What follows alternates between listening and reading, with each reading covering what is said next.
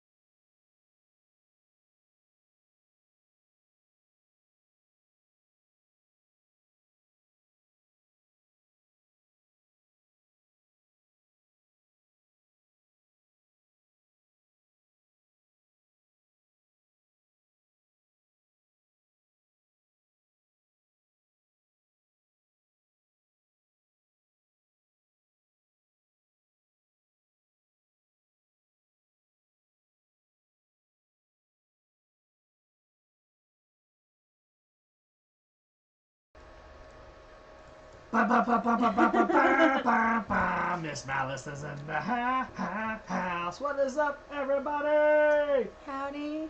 Welcome to today's stream. Yeah, we are good. We just wanted to make sure we had 1 minute to get the stream feed live from the top stairs. It's MsMalice.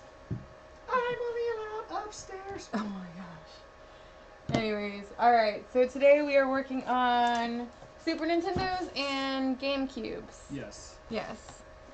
So, For about 3.5 hours, 4 hours. yeah. Oh man, I had that ice cream and I forgot we had pie. Oh, we I went to save pie for later. Yeah. We'll have 8 o'clock pie. 8 o'clock pie. I hope everybody's having a good time. Yes, I am still streaming at CSBA tonight. MsMalice and me are going to stream at the same time. You just won't get to see my pretty face. Oh, that's dirty. Ooh.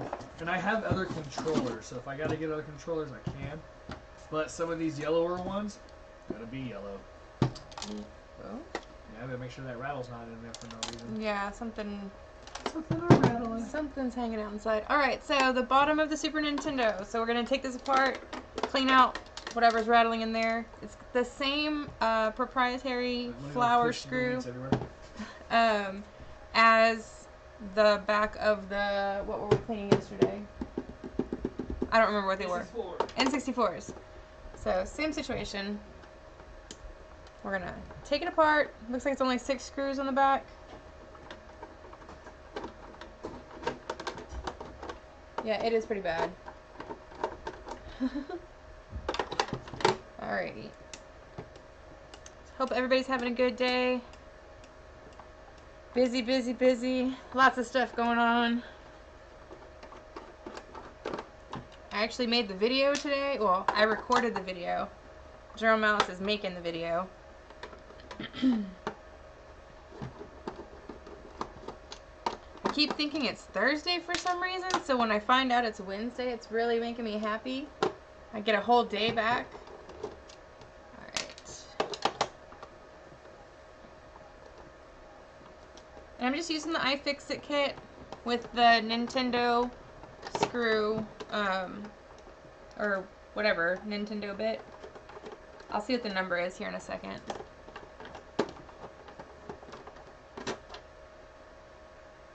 It's called the G4.5. Alright.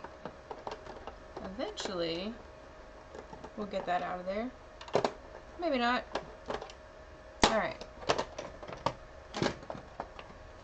So, it looks like most of the stuff is attached to the top. Well, I guess to the bottom. There we go. So we're going to just take that apart, set it aside. See what's going on here. A little bit of dust. A bit of dirt. Found it. That's probably what was rattling. But where did it come from? It's a good question. Okay. Alright, So I'm just gonna lightly clean this out. I'm not gonna spend a whole bunch of time unless it's really, really dirty. This one's not super dirty. It's got a little bit of some discoloration, so I can use the toothbrush on it and clean it out without getting it wet. That way I'm not spending a whole bunch of time drying it out. So I'm just going to use a little bit of compressed air to kind of blow the dirt out of here.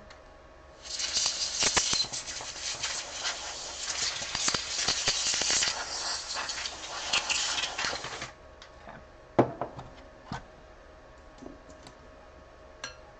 And then just a little bit of soapy water, and we're going to just scrub the top.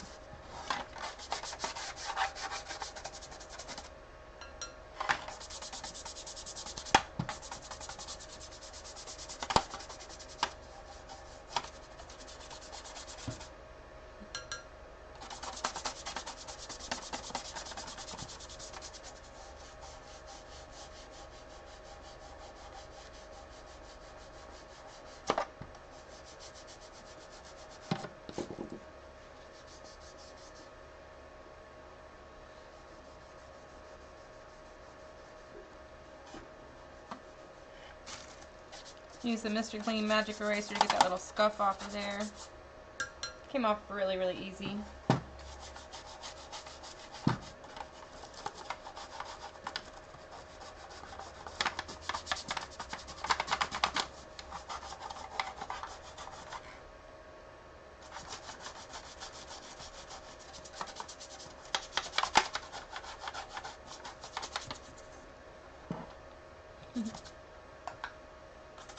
This one's not super bad. It's got a little bit of dirt and stuff in there, but nothing major. But it's gonna look so much nicer now that it's cleaned up, because since it has a textured finish, sometimes dirt and grime gets like ground into that pebble finish, and then it looks dirty even when it's cleaned on the surface.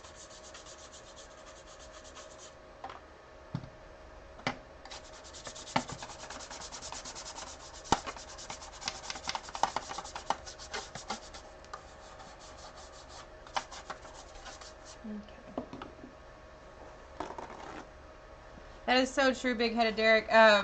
We do know how to, it's called Retro Bright, but it's like a peroxide mixture. So you can actually bleach them back and reverse the oxidation. I just don't have the full setup for it right now in order to do multiple consoles, because it takes like using a UV light and a lot of pretty strong peroxide. And so I just haven't gotten around to doing it yet, because I need to do that to the Super Nintendo, and I need to do it to the Nintendos also, and all of the controllers that are yellow. But I've done it to shoes before, like certain pairs of Jordans, the bottoms of the soles will turn yellow because they're like a rubber that's like a yellow color to begin with, or kind of a bluish color, and after time, like over time, the oxidation makes them yellow. And so it works really well. It just takes time and a lot of UV light, like, and not just setting it out in the sun. Like, the sun will do it, but it takes a lot longer than having the UV light. So eventually we'll get our UV light box back up and do it that way, and that'll make it go a lot faster for doing the consoles.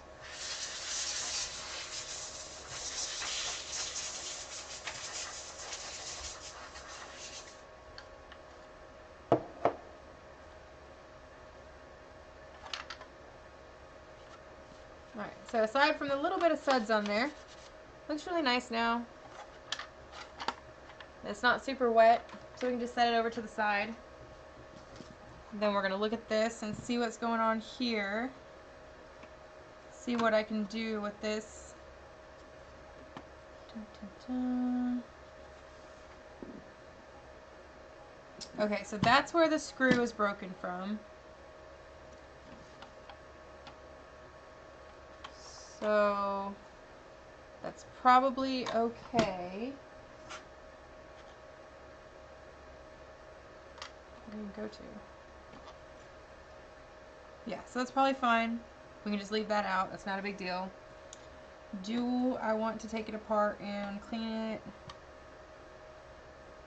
Not necessarily. So it's not really dirty in here. If it were really, really bad, then I might consider taking it apart. But I think I can get a Q-tip into the little crevices and get out the majority of the dirt, and then we can use a toothbrush and scrub that and make the front of the console look nice and clean without having to do any kind of complex surgery and, you know, anything that might take a lot of time to put back together, because time is of the essence at this moment. So we're using the 91% alcohol. And then I'm just trying to get, there's like a couple of pieces of broken plastic in here. I mean, it probably got dropped or something. And one of these little fins on the inside probably got broken loose somewhere. Look. Vintage Cheeto dust. Alright. Well, let's just use the brush and get up in there good. Oh yeah, that's way better. Alright. We can do this quick. Get everything looking sharp again.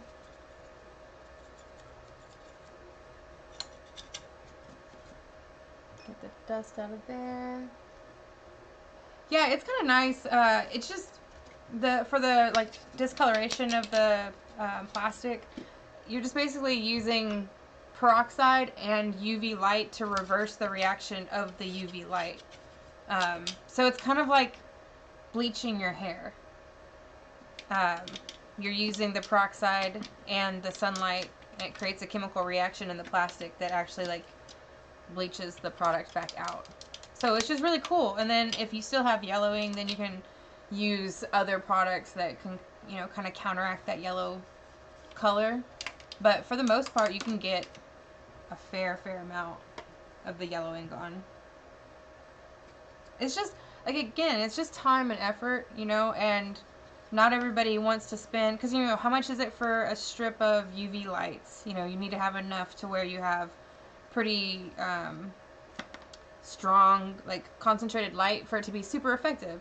So, you know, that's probably 20 bucks. And then you've got to have your little container to put it in. That's another 20 bucks. And then to buy the strong peroxide, that's another $15 to $20 to have enough to where you can fully soak this stuff. So you're already in, you know, minimum 60 bucks to just start cleaning the console, you know. And it's like, if you only have one console to do it to, is it really worth spending $60 to invest in it if you're going to only do it one time?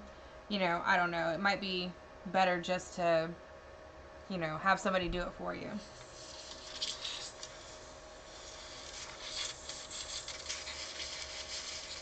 I'm trying to use it real quiet. Hope it's okay. I know some of y'all are using headphones, and so I don't want to be super loud. My cat says, I don't give a damn, I'm going to be loud.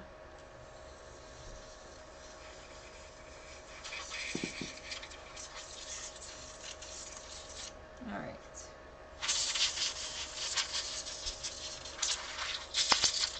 So this is nice. It's not super crazy dirty or anything like that. A little bit of paper towel there. We're going to make sure that the eject button is in the slot. I don't see any dirt or any fuzz or anything in there. I'm just checking out underneath this little metal heat sink or housing or whatever, making sure there's nothing stuck underneath there. I don't think anything's rattling anymore or going to come loose other than that front piece. So I'm not worried about, you know, there being another screw in here that's like going to rattle around when we close this back up. So I think, let's check those out. Those look pretty good. I think we can get away with putting this back together without doing anything more intense than that. And if we have most of these Super Nintendos that are easy to clean like that, then maybe we can get them all done in a timely manner. That would be awesome. Okay. Okay. Check button looks good.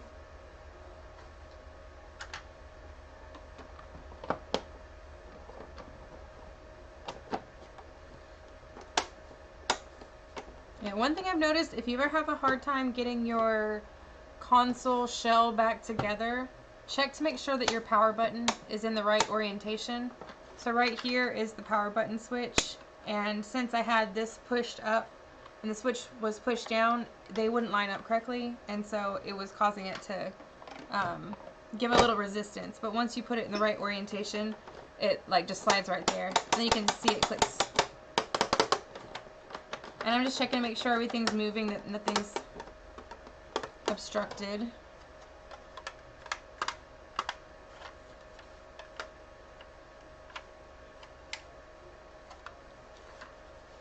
Okay. And so there was something that was obstructing the cartridge slot from being able to open, so I'm glad we checked that out. It was just this little lever right here was pushed this way, and so it essentially locked it in place. So it wouldn't allow a cartridge to be placed inside if that was put in there. So I'm just trying to double check to make sure that I'm not going to close it up and spend all that time screwing it back together, and then I forgot to put something in the right way and I have to take it all apart again. So we're going to double check. I think I've learned something over the first couple of streams. So, okay, there we go. I'm going to double check, make sure everything's working. Okay. So that looks good. If you put the power on, okay, so that's what it was. It was the power was on, so the switch thing didn't go down. Now it goes down. Let's get a little Q-tip in there. We're going to wipe that out.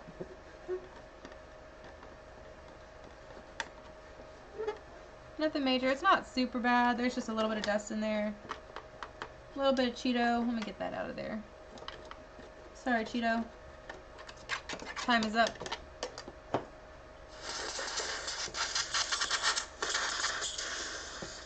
And now I want some Cheetos. My favorite ones have been the white cheddar puff ones. Oh, those are so good. The all natural Cheeto puffs. So good. But then the regular crunchy orange ones, those are the second best Cheetos. Or the paw shape ones. Sometimes they'll have them, like they're shaped like skeletons at like Halloween. Those are delicious too. Anything with white cheddar. And then like, yeah, the Utz white cheddar balls from like the East Coast. Those are like top tier Cheeto Puff snacks. Alrighty. So, we're just putting this Super Nintendo back together. We just cleaned it out. Come on.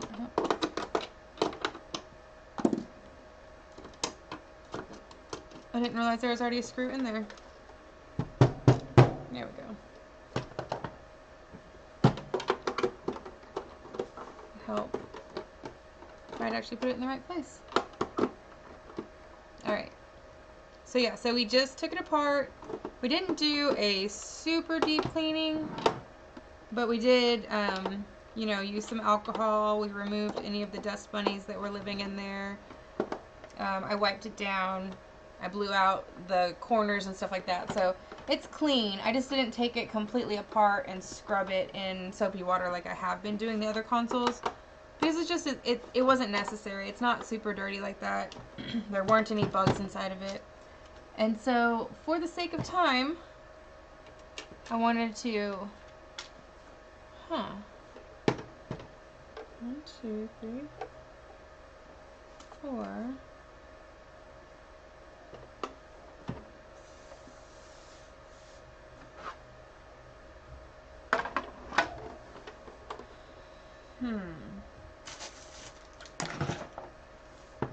It's kind of interesting.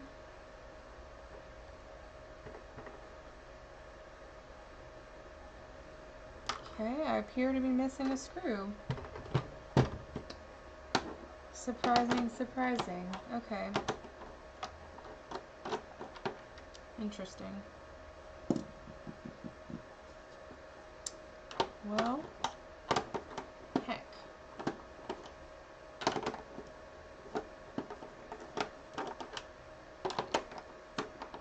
It's like, I know I had them on when I started.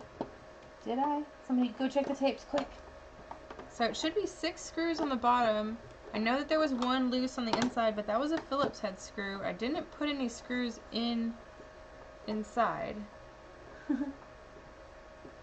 No, we just ate. We literally just ate. Oh, yeah, dude, and the barbecue place being closed, I was so mad. Oh, it was so awful. Yeah, no, today I went to the hamburger place across the street, and it's Freddy's Frozen Custards. I don't know if y'all have those where y'all are, but usually it's amazing. The custard is like just the right consistency, and the burgers are like super pressed thin, so they're crispy on the outside edges, and it's usually really, really good. Well, today they had a notice on their drive-thru that there would be a 20-minute wait in the drive-thru because of short staffing, which I understand. I totally understand. I'm not mad at them for that whatsoever. So I was fully expecting to wait the full 20 minutes for the food, and I placed my order, and I'm the only one in line, and I get my food, or I get, to go pay for my food, and they're like, well, we're gonna give you your ice cream first. And I'm like, okay, cool. So I get the ice cream, and I'm not joking, y'all, it was liquid. Like, if you've ever had ice cream soup before, it was supposed to be a milkshake, but it was like I'd already left the milkshake on the counter for 2 hours, and so I was just drinking liquid ice cream. Do not get me wrong, it was still delicious, and I did drink it, but it was not what I was going for at all. So, but the burger was good, but still, it's been, it's been one of those, just weeks where the food situation has not been optimal, unfortunately. There we go. Okay. Make sure it's in there, but not too tight. Huh. Interesting. Interesting. Okay, so I just dropped one screw. Maybe I dropped 2 screws. Be right back. You know me. Always a screw loose.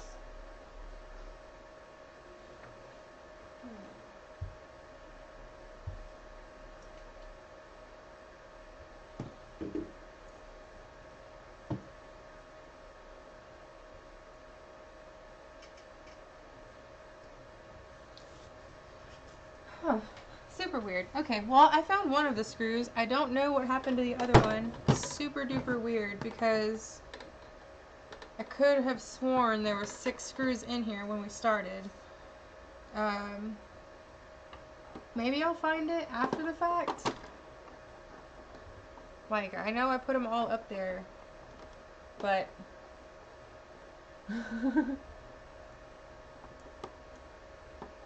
yeah, it's so true, Ty. It's so true. Like, we still didn't even eat the pie that I made yesterday. It's just sitting there in the fridge looking at us. But I did drink a Red Bull. And I did have some gummy bears yesterday. I managed to sneak those in, so it wasn't a total loss. Alright. So that's one Nintendo down. Let's see here. General. We're not selling that controller. Y'all see this? This is that right there. I mean, if we sold it, it would definitely be at a discounted price. That's broken and like talking. So we're just going to set that to the side. I mean, it could be used for making some sort of art piece or something like that. I mean, and maybe somebody wants to buy it, but honestly, I would be concerned that with the crack like that, that there could be some sort of other pressure damage underneath there where it got stepped on or, driven over or something crazy like that. And there's no telling what's going on the inside. Like, it might work for a little bit, and then, you drop it one time, and that's that final straw that breaks the connection on the inside, and then it doesn't work anymore. And rather than like have that be a possibility, I would just rather not sell it as something that's working.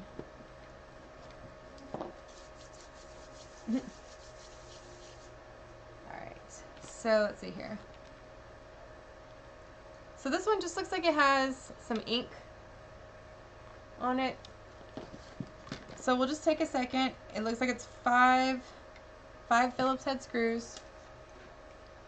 Let's actually, we'll use the little, I got the little one right here. This will work. And it should be just the 5 screws on the back, and then there should be the circuit board on the inside, and then the contact pads, and then the buttons. Shouldn't be anything major in here, so I should be able to clean it fairly quickly and get it back together.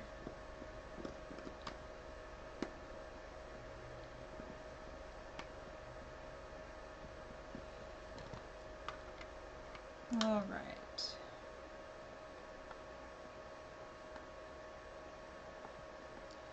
That's like, I really hope I can get that ink off there, and it's one of those things where it's not permanently stained, the plastic, but you never know, because it might not be, it might not be ink, it might be paint or something else, but it's pretty flat on the surface. Feels more like a stain than anything. Alright. Get everything loose. Okay. So dump out those right there. So the inside's not bad. It does have, can't really see it on there very well. Kind of see it there. It's got some dust and stuff in there, but nothing major. I'm just going to put it in the soapy water.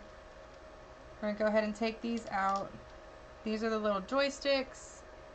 See right there. They're a little yellow. I don't think I'll be able to get the yellowing out, but we'll see what we can do. And then I want to make sure to set these 2 pins to the side. Those hold the joysticks. I keep calling them joysticks. Those hold the trigger buttons into the controller. Just set those right there. And then we have our little contact pads. So that little black knob on the inside is what makes contact with the board, and then that contact is what makes the connection and then does the action that you're wanting it to do, whether it's, you know, jump or, you know, whatever. So this one does have a little bit of water. I wouldn't say damage, but there's definitely a little bit of liquid that got in there. So we're just going to use a little bit of alcohol, and we're just going to take a second to kind of clean that off. Make sure that there's nothing else, you know, in there. It's not bad. It's not majorly corroded or anything like that, but there's a chance that over time it could cause an issue. Make sure y'all can see that all right.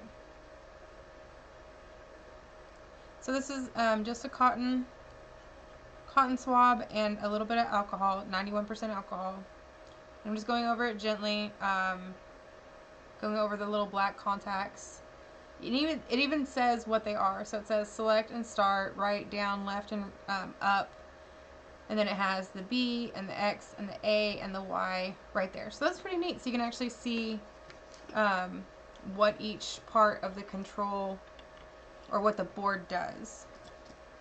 And then we have the rest of the little control pads, and you can see how, let's see if you can see it better in here. There's a lot of like dirt built up around the edges. All that like light brown stuff is just dirt.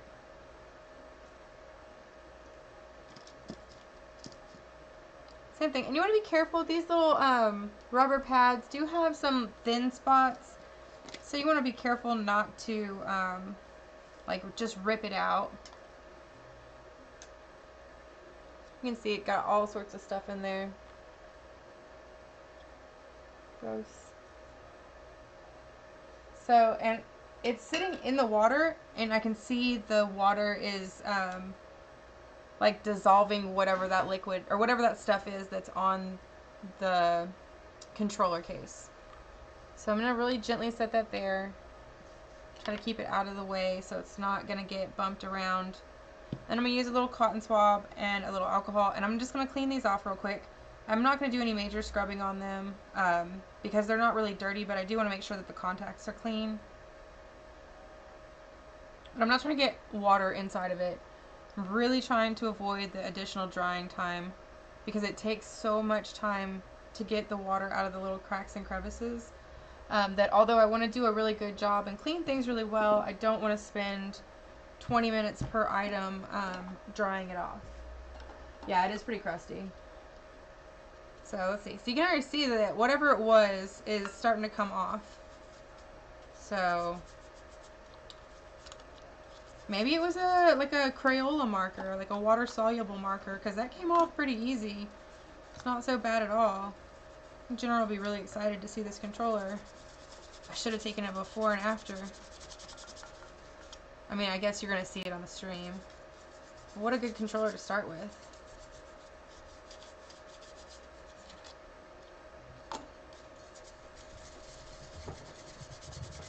Cat's going crazy. So I'm really paying attention to the spots where the controller meets another piece of plastic or another like contact piece. So where the joystick or the directional pad is, where the start buttons and the select buttons are, all that stuff, I just want to make sure that I'm getting all the debris out of there. And this is just a soft bristle brush. Sorry. It's nothing major. And it's not even warm water anymore. It's just soapy water. Just regular dish soap. I'm using Meyer's peppermint because it smells good. And I had some.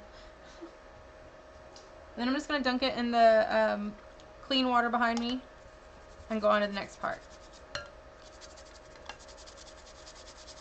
So this one I'm going to spend a little bit more time scrubbing because it does have the Nintendo branding on it where there's some indentations and some corners and stuff like that. So I want to really focus on doing my best to get the dirt and residue out of the little corner pieces, especially on like the Nintendo and the model number of the controller.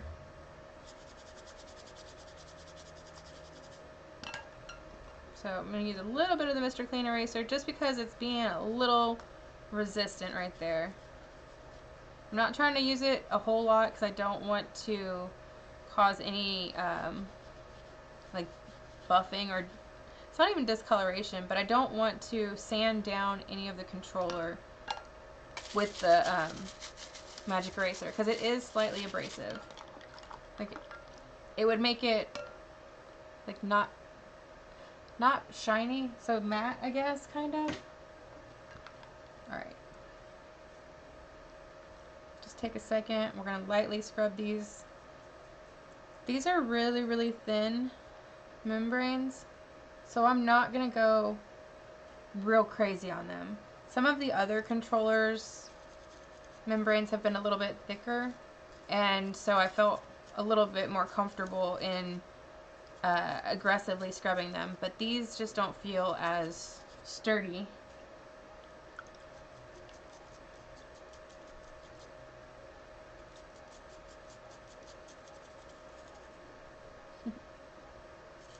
Alright, thank you guys everybody for joining us. We're just cleaning some, this is a Super Nintendo controller right now. Getting merchandise ready for the Retro Mania Retro Mania Retro Convention in New Braunfels, Texas, January 22nd, 23rd. We have 3 tables there. Me selling video games. Sorry y'all, a little itchy. But yeah, sorry, we're gonna be selling video games and collectibles, retro items, stuff like that. So if you're in the Central Texas area and you want to stop by, check out what we have. Feel free to come to the New Braunfels Convention Center this weekend. And if you can't make it to New Braunfels, then you can always check us out on eBay, or you can reach out to us here, and we can always work out something for what we have on the store. Give y'all a special deal if we work out something through like PayPal or something. So yeah.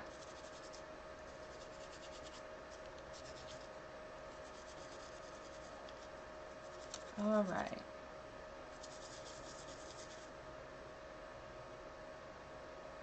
Oh, sorry y'all.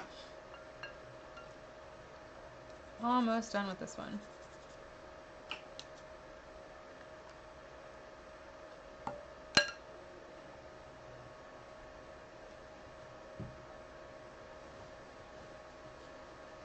Okay.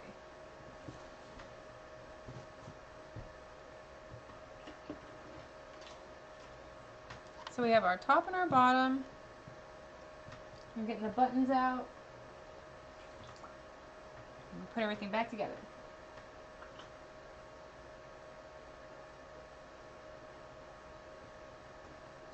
Okay. So the nice thing about the... Oh yeah, the weather's really nice today. Okay, so the... Oh yeah, and to go to the convention too, it would be fun. It'd be nice to meet you too, Ty. So yeah, so look at how clean this got, y'all.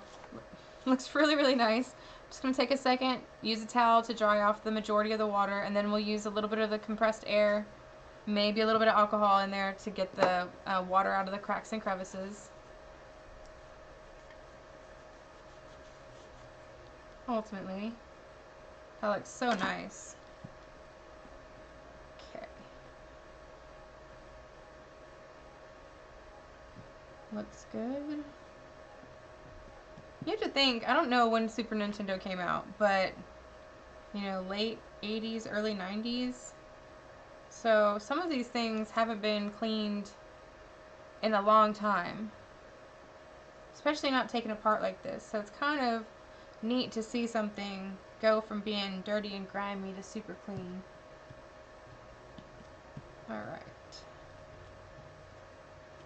Try those. Okay, so I'm going to use a little bit of the air real quick to get the plastic stuff dry. Trying to be quiet. Okay. Also trying not to splash any alcohol or water into my eyes today. I'm learning. Alright.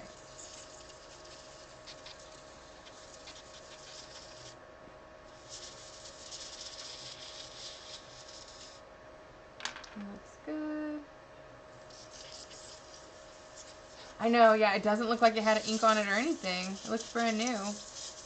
You know, and that's the funny thing. It's like, who knows? Maybe that was why they got rid of that controller.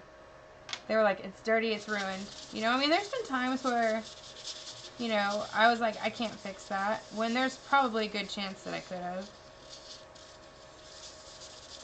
Now I'm like, let me try to fix that. Like, if I break it, it was already broken, so.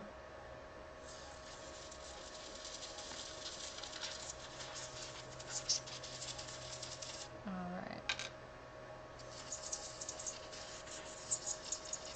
Almost done with the air, y'all.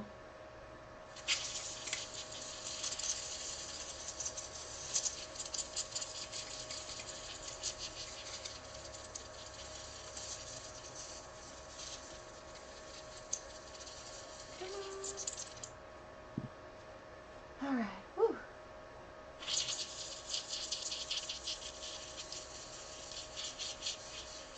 Woo! Y'all, I almost missed it. But they're Cheetos. They're still in there. Right in here. Get them. Get them. The Cheeto crumbs were still alive and thriving. Alright.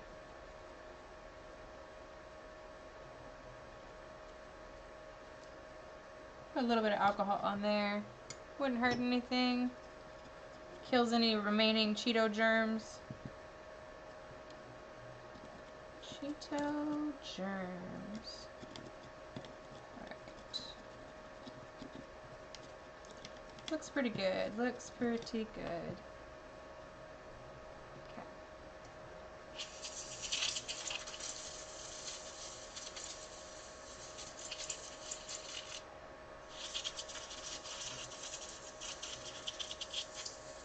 It's kind of interesting. On the back side of the controller, it has blue, red, purple, yellow, green, and lavender written. Kind of interesting. See whatever that is. I don't know if that's just dirt or if it's a stain. It looks like it's just a stain. Okay. That's no big deal.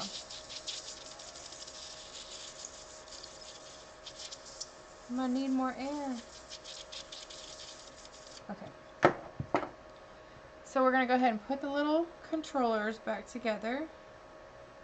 Fortunately, Nintendo thinks about this, and they make it to where it's not so hard to put your stuff back together because everything has a specific slot that it goes in.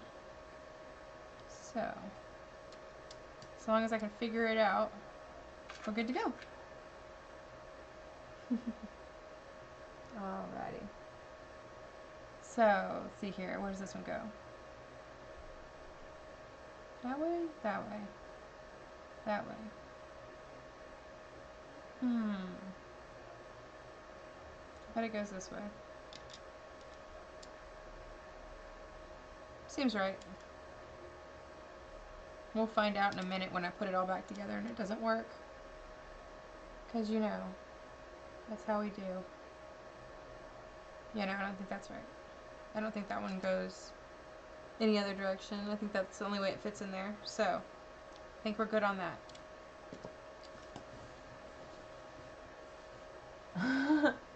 Yeah, I know. I was wondering what the color stood for too. Because, I mean, it does say lavender here. So I would assume that that's the lavender goes on that side. And it does say purple over here. So that makes sense that those are the two purple ones. But what do the red, the blue, the yellow, and the green stand for? Like, is that for when they have the other color? You know, because isn't there some controllers that are those colors? Or is that Xbox? I don't know. So... Oh yeah, hey Jesse, yeah, we're doing good. Getting ready for the convention still. So today we're cleaning Super Nintendos. So we're doing the Nintendos and the controllers, and then after that we're going to do Gamecubes. So, fortunately these aren't super bad. It's just taking a little bit of time to put everything back together. So, I did not pay attention to what orientation this came from, but it looks like it's multi-directional, so it doesn't matter. Alrighty, so let's put that there, put that there. Okay. So we're going to put our little dude back on there. Alright, looking good, looking cool. Put our little start and our select buttons back in. Loving that. Okay, alright. It's almost like I paid attention to what I was doing when I started this. Then I had to say something. Okay, so there? There? Is it that one? I don't think it's that one. Is it this one? Nope, it's not that one, so it has to be that one. It's the only one that makes sense. It's killing me. It's not it. Should have paid attention. There we go. Alright. Oh, the Super Famicom. Okay, that makes sense. Yeah, that makes a lot of sense why it's colored, why it's written like that in there. Say Jesse for the win. Okay, cool. So, put these little things in like this. That's got to go in there. Then that goes in like that. Poke that little dude in there. Okay. Yeah, that's good. Cool. I guess I could put that in there first, and then put that in there.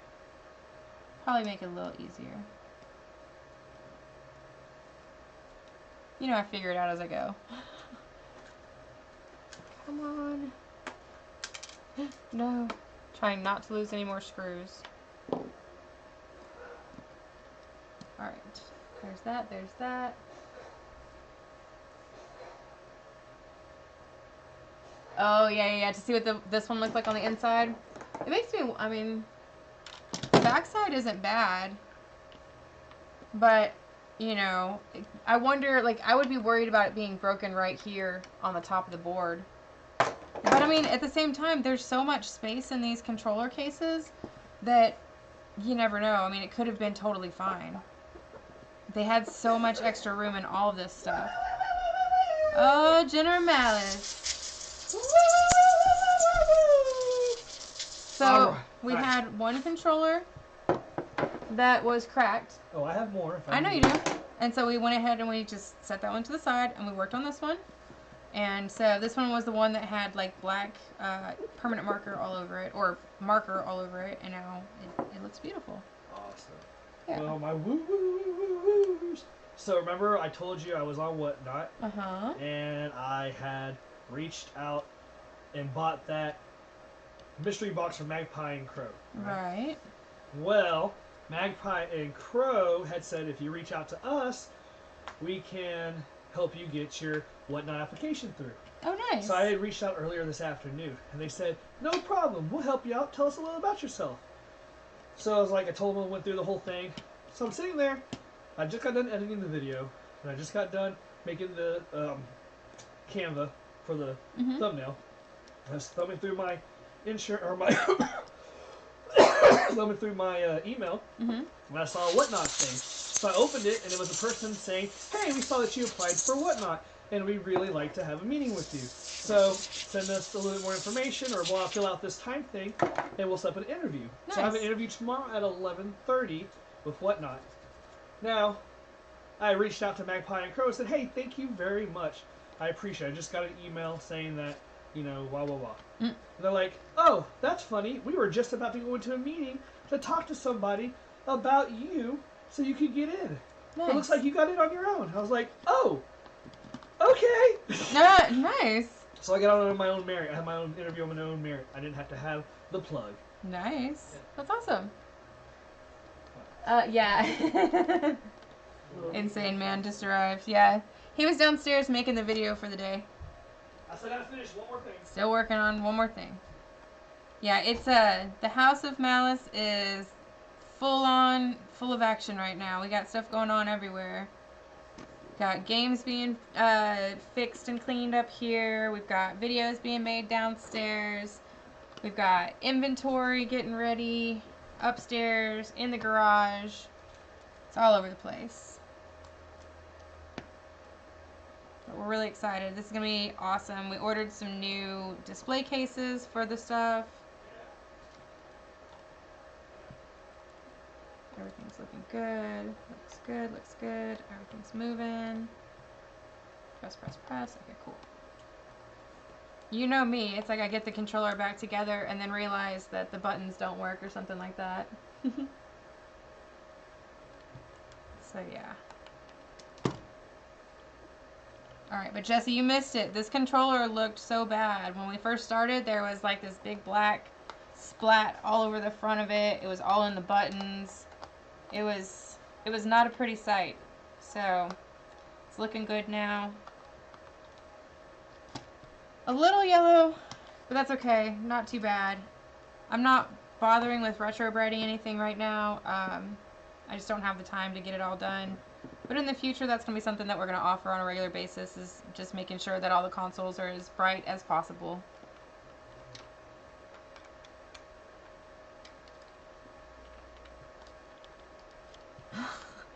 A lot of it's just practice, though. You know, you kind of just... you know, you learn a little bit and you get used to that one thing, and then you can expand on that information and go a little bit further. You know, that's kind of how it was when I first started doing 3D printing. I learned how to do one thing, and then I learned a different program, and then I didn't know how to design anything, and so then I, you know, learned the basic design stuff, and now it's like I can actually do not great 3D designs. Like, I couldn't build a horse that looked like a real horse if you asked me to do it, but like I could make like a horse that looks like, you know, it was made out of clay, or it was a balloon horse or something.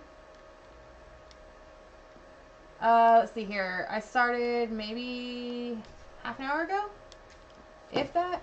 Not too long ago.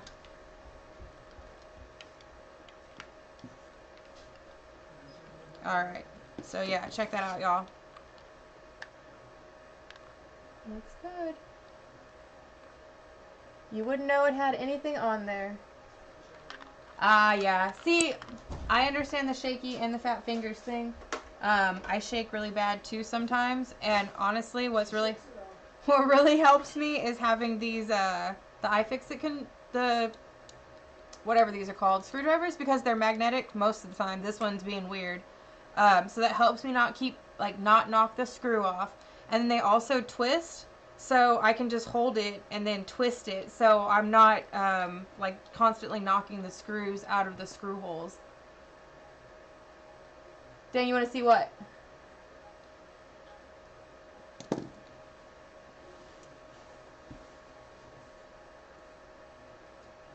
Alright, so let's see here.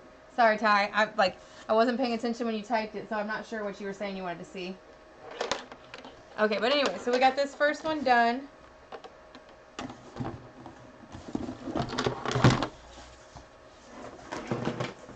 Aw, that's alright, Jesse. It's like, even then, you know, like, this is not, this one too, it's a little bit bigger, and it still has the same rotation thing. So it's nicer because it's not such a small thing to hold on to, so it's a little bit more comfortable, like, ergonomically. So it gives you a little bit more maneuverability. But I understand not having, like, the size advantage to be able to get in there.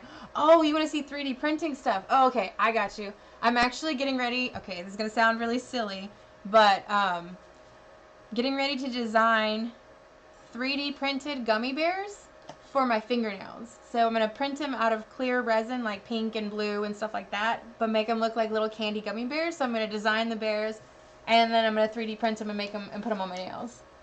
So, but some of the other stuff that I've done is I did some GameCube controller holders. So they say like Nintendo GameCube, and then you can like wrap your controller on there and they stand up and everything looks nice and organized so it's not falling over.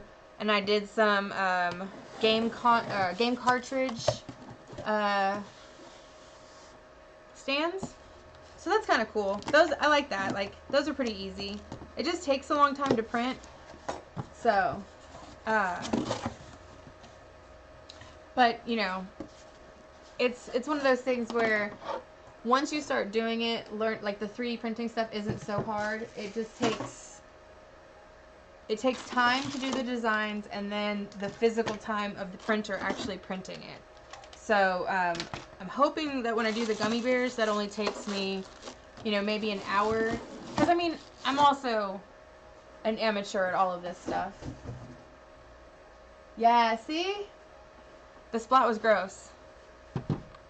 But yeah, I'm hoping that I can make the bears in less than 2 hours, get them designed in less than 2 hours, and then my printer should be able to print a whole bunch of them in about an hour, because they're so small. Since it prints layer by layer, I can print a bunch of them all at once because I'll use a resin printer. Alright. Oh, yeah. Oh, nectar of champions right there. So we're going on to console number 2. This one's got a little bit more dirt on it. It's kind of ground into the console a little bit more right here. So we might have to do a little bit more of a scrub down on this one. It's okay because the top doesn't have any of the electronics on it. Most of the electronics are stuck on the bottom. So yeah, it's not, you're right, Jesse, that's not bad at all. You know, it was a little dirty, but not too bad. It's got kind of a little bit, I don't know if you can see it very well, just a little tiny bit. So I just want to give it just a once down, make sure that it doesn't have any extra, you know, stuff in there. There's some spider webs in this little spot right here, so I'm going to guess there's some bugs inside of here. That's okay. And hopefully we don't find any missing screws or anything like that on the inside. The last one we worked on, it had a broken screw thing on the inside, and the screw was just kind of hanging out. So yeah, the first one was really yellow. Unfortunately, like I was saying, I don't have the time right now to do the retro bright on the consoles, but I can, and it's a combination of peroxide and ultraviolet lights and a couple other things, and then you just basically soak the item in the peroxide with the super bright UV lights, and you're reversing the oxidation from the UV light with UV lights. So it's kind of like tricking the plastic to not be yellow anymore. Yeah. Oh, yeah. I'm trying to make sure that I'm cleaning all the stuff. If it needs to be scrubbed on the inside and it needs to be scrubbed on the outside, then I'm going to. But if I don't have to, then I'm just going to wipe it down. Try to save a little bit of time on these today. For whatever reason, I don't know if it's a design thing or what, but these Super Nintendos don't seem to be quite as dirty as the other consoles. They don't have the same amount of air vents in them. So I'm guessing that's part of the thing. Yeah, definitely. We'll be here. We're not going anywhere. Alrighty, so get that. Got 1, 2. So there's 1 in there. Awesome. Got 1 in here. That one looks like it's, there we go. Cool. And then 1 more right here. Maybe after this is all done, I'll find that other screw from the other one, but I think it's going to be okay. Okay. So we got our 6. Take this off. There we go. Okay. Woo! Woo! There is a bunny living in there. Look at this, y'all. You see that? Ah! There it is. Ew! So gross. So gross. Check it out. Dust bunny galore. Anyways, alright. So, this one definitely needs a little bit more cleaning on the inside. I could probably, does have some dirt and stuff kind of built up in the corners. So I could probably put a little bit of alcohol in here with the brush, the paintbrush, and then blow that out, and that would get the majority of the dirtiness out of here without having to soak it or scrub it or anything like that. And then we'll scrub the outside with a toothbrush and let it dry. Oh yeah, that looks good. Get that out of there. But yeah, these don't seem to be as dirty on the inside, honestly, as the other consoles have been. They seem to just, you know, they gather some dirt in some spots, but not. What kind of music do I listen to? I listen to pretty much anything. I don't really listen to country, but we listen to like hip hop and rock and like, my son's really big into like, not necessarily underground music, but just stuff that you don't hear on the radio as much. So that I kind of listen to whatever he listens to, you know. My favorite band though is the Beatles. Yeah, definitely yummy Super Nintendo dust for sure. But honestly, it's kind of gonna sound weird. I'm in a point right now where I don't really listen to as much music as I used to. Even when I drive, I started listening to audiobooks because it gives me something to kind of like listen to but not listen to, so that I don't know, I can kind of do my job without being so involved. And sometimes when I listen to music, I get a little distracted, even though I should be like paying attention to the book. So I'll listen to like podcasts, or I'll listen to books. I really like stuff that's like haunted histories or oh, nice. But yeah, like I like haunted podcasts and stuff like that, you know, when it's talking about ghost stories and old haunted buildings, or even just like urban legends about like you know, wherever. So I like to go and do like urban adventuring and stuff like that. And so it's just kind of neat hearing different stories from different towns. Okay, all right.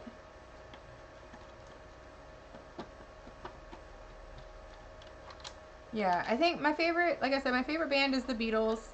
And then, I don't know, I really like Slipknot.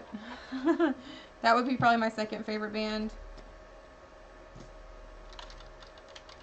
Or Insane Clown Posse, which I know is like, everybody's like, what? But I really like Insane Clown Posse, like, a lot. Alright. So, I'm gonna scrub-a-dub-dub. go ahead. We'll lock that real quick. Wait. Why isn't it doing it? Oh, okay. Alright. So this one doesn't have the locking mechanism that the last one had. I've heard about that game. My son plays that game.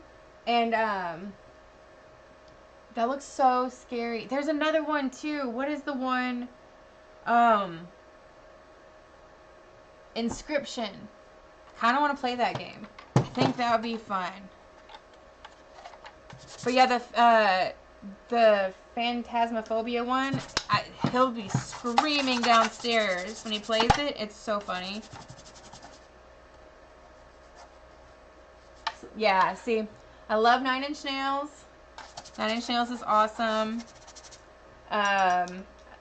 When I grew up, I liked like Cold Chamber and 9 Inch Nails and Tool and Slipknot and stuff like that. Pantera, Metallica. But I also grew up listening to like Tupac and Biggie and Bone Thugs and Harmony and Eazy-E and Ice Cube and, you know. So I had a very, very diverse taste in music. It's a little bit everywhere.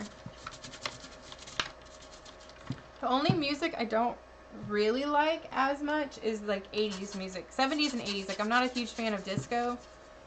And I'm not a super huge fan of 80s music. Oh, the thing right there, that thing right there, that's a Nintendo Switch console kiosk. So we started doing GameStop liquidations last year, and the GameStop that we liquidated, we actually got to keep the kiosk. So that's currently, it's just scrolling through, but I think it's showing the game for Smash Brothers. I'm not 100% sure. It's got like a trial disc or a demo disc, so some of the games are on there and you can play like a couple rounds of them, like Mario Kart, and I think Smash Brothers is on there. But then there's also some stuff that you can only watch like a little demo video. So like Luigi's Mansion, you can't play the game, but you can watch the game. So, oh, okay, so the locking thing. So on the last console that I took out, I can show you because it's still here. So this one, I noticed that there's this little switch on the inside when I took it out. Didn't know what it was, but I found out that if the power switch is down on this Nintendo console, I don't know if it's every console because this is the first one I've taken apart today. If the power button is down in the off position, then you can push the console or the cartridge slot all the way down.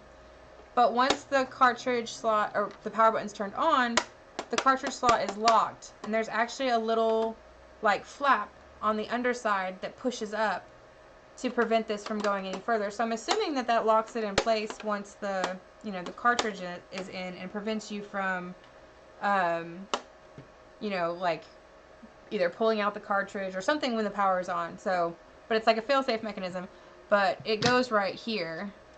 And this latch right here on the power button is what would turn it on, and it would slide in this little slot right there, and it would go into here, and it would lock that in place.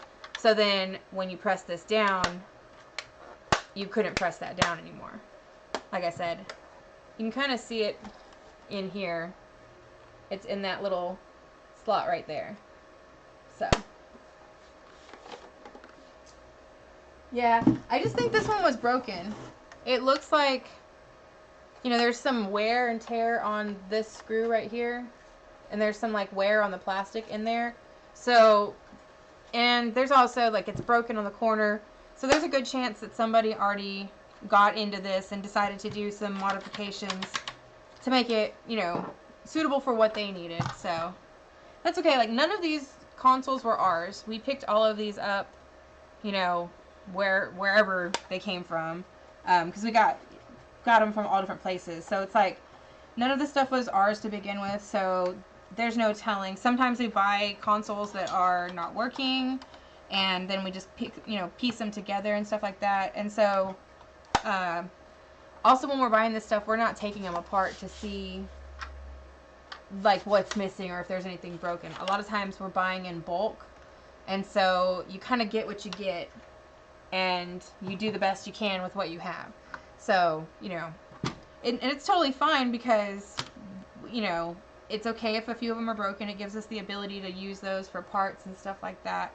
It's not a big deal. So we're taking our bunny, that's Henrietta, the dust bunny, and we're getting rid of him. So this one, let's see here. It's got a little bit of dirt and stuff on the controller ports, so we're going to take a second, we're going to scrub those down, use a little bit of alcohol, get that wiped out. We're going to spray it down with some alcohol, or not some alcohol, with the duster on the inside, and then use a little cotton swab to try to get the dust out of the corners. And then we'll use a toothbrush, and we're going to go ahead and clean the eject trigger, make sure that we get all that stuff off there. And then we'll wipe down the outside of the console, and then we're going to go ahead and clean the controllers, make sure that those look nice. So, and again, I'm just using, okay, yeah. See, again, like I said, I haven't opened a ton of these things, and so it's kind of interesting when you have access to multiple units. It's just like when I was cleaning the Nintendo 64s, or no, the Wavebird controllers. So the silver Wavebird controllers that actually are metallic silver don't have the same springs in the triggers, the left and right triggers, that the gray controllers do. So the gray controllers actually have an extra metal piece in there. Doesn't do anything, and so I'm guessing that, in the later iterations of the controller, they realized that it wasn't necessary and it was just an extra cost, and they just discontinued using it. They still use the same, like, molding for the part, for the actual trigger part, but they realized that the spring wasn't needed. Okay, let's see here. This one is a model number SNES 001. This is a SNS, sorry, they're both SNS 001. Huh. Interesting. The only thing that I noticed that's different is the stickers. So this one has this silver sticker on the bottom, and this one has the same information, not necessarily exactly the same lettering or wording on the inside, but the same kind of information, but it's pressed into the bottom of the console. Like, it was like injection or press molded into the console. So, alright. Just going to go ahead and use a little bit of alcohol. Try to get some of this dirt out of there.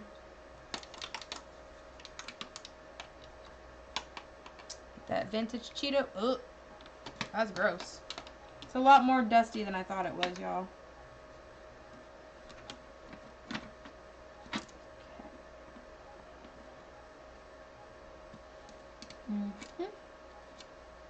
This plastic is so brittle.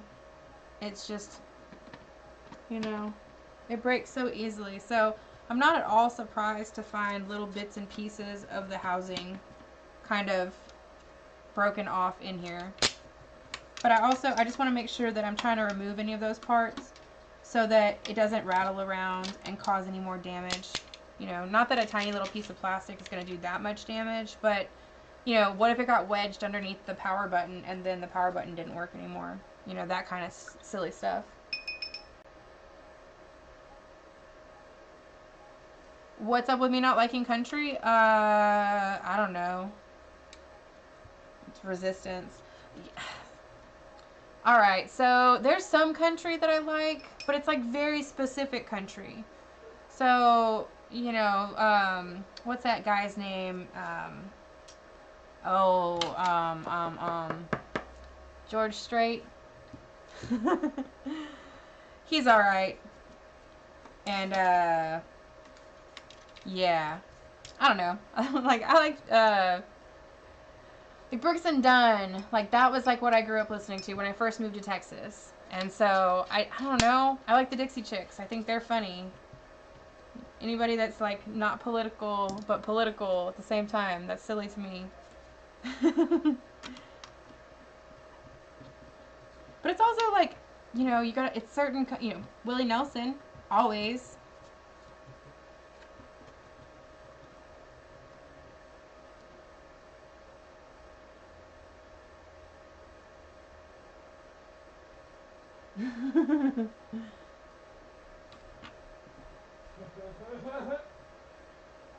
Yeah. Alright, I finished. I got the mini video done. I got everything uploaded. Cool. Getting it all. I gotta get you a controller. That's all I need. Yeah. So we are on console number 2 right now. Awesome. Doing good. This one was not super dirty. Most of them shouldn't be for the most. Yeah, that one was missing one of the bottom screws. Okay. So we're just trying to, we're just trying to do what we can to get it cleaned out, removing dust bunnies. We're not doing any major remove and scrubbing because I don't want to spend a bunch of time drying anything off. So I'm just trying to. Yeah, Teresa, they're not called the Dixie Chicks. They're just called the Chicks now. No, I know. Oh yeah, I know. They're called the Chicks now. I mean. Yeah. I remember. Yeah, I forgot about that. It's like I say, I remember that. I remember when they changed their name because they were trying to be non-offensive, and then everybody got mad at them because they were still called the Chicks because that was offensive. And I'm like, can y'all just let them make music, please? Come on now, just let them play the fiddle and just make people happy, okay? They're trying. And they're like it's chicks like chickens. So.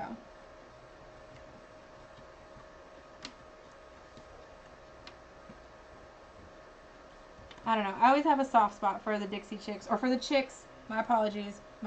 For the Chicks, because we listened to it a lot when I was in the Navy and in boot camp. And so I have very fond memories of my friends singing the music together, like when we were all sad and missing home. So.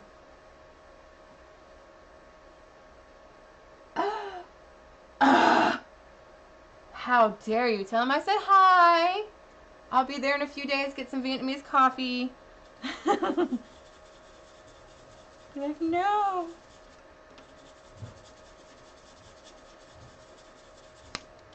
She teases me.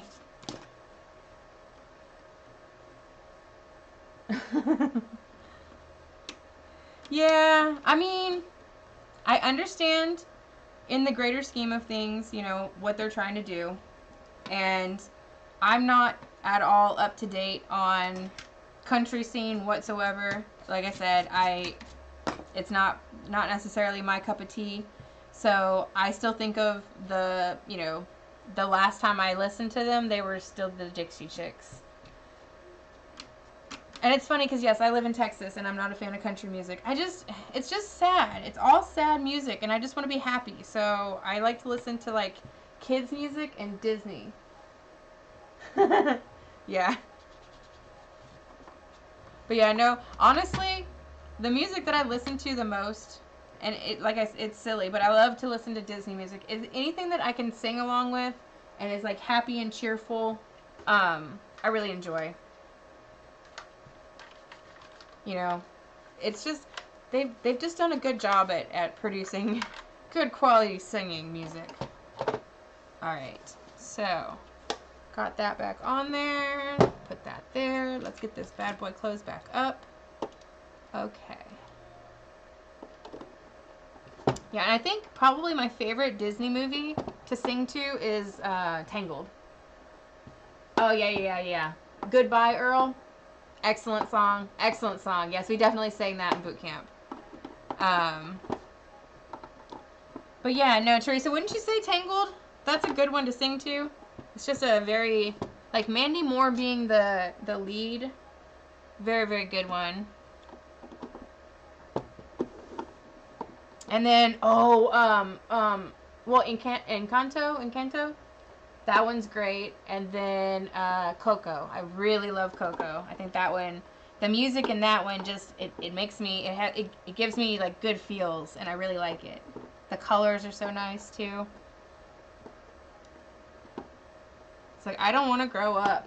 I grew up in a Toys R Us generation.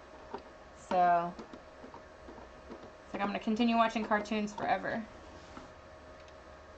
It's like, watch cartoons, eat cereal,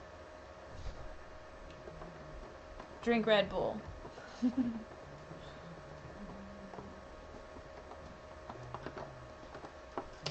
Okay. These are the 2 controllers we have extra.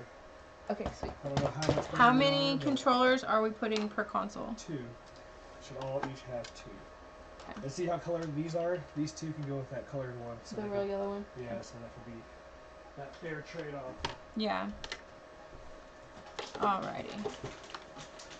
We don't love. Man, I just got downstairs. I forgot we had PSPs. So we good. had a whole bunch of stuff. Oh, yeah. So much stuff. Oh, man. Yeah, every time I hear Un Poco Loco, it just gets you in the chest, and it just, such a good, it's so good. My niece loves that movie, and so anytime she comes over, I try to convince her to watch it with me, just because we can sit there and like sing the songs and stuff like that. So eventually she'll be like, "Ugh, Auntie Malice, enough. No more cocoa." I'm like, no more cocoa melon. Let's do the cocoa. Alright. Cool. So look how nice it looks. Nothing major. It's just not quite as dingy. That one kind of looks yellow. Better there. Alright. Let's go ahead and... That controller looks really good. I'm just going to go ahead and wipe it down. I'm going to check the cracks. There looks like there's a little bit of Cheeto dust in there, so we're going to go ahead and hit it with a little bit of alcohol. Nothing major. This one, there's no reason to take it apart and do any extra work that's unnecessary. If it looked like it was dirty, and if I noticed that there was like a bunch of food and stuff on the directional pad, then I might take it apart.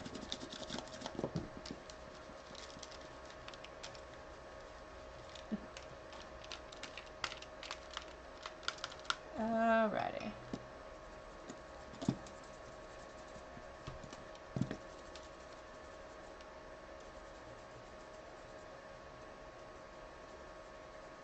Teresa, have you seen Encanto yet? I watched it with little Malice. Oh, it was emotional. I was like, "You're the magic." The whole time, I'm like, "You're the one. You could save us." Alright. That one looks good. I'm gonna go ahead and put that there. So this one has a stickiness from the price tag, but it's not very dirty. So again, we're just gonna go ahead and wipe it down. Use that toothbrush. And this is just 91% alcohol. We're going to get in the little cracks and crevices. Plus, you know, it's going to help, I wouldn't say sanitize, but disinfect the controller. You know, in this day and age, we want to be making sure that we're selling items that are cleaned and safe. So, I wouldn't say sanitize, but I would say disinfect. It's not sanitized. There's levels of disinfection. Sanitized is like beyond this. Wiping it down with a disinfectant. Left it in the garage. Right?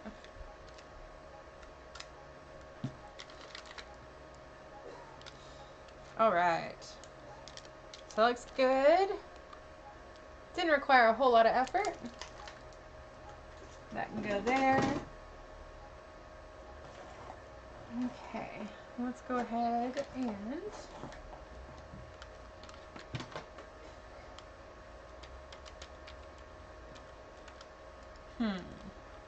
Alright, so Ty, your wish is going to be granted. So we've got a situation where we have a reasonably good controller.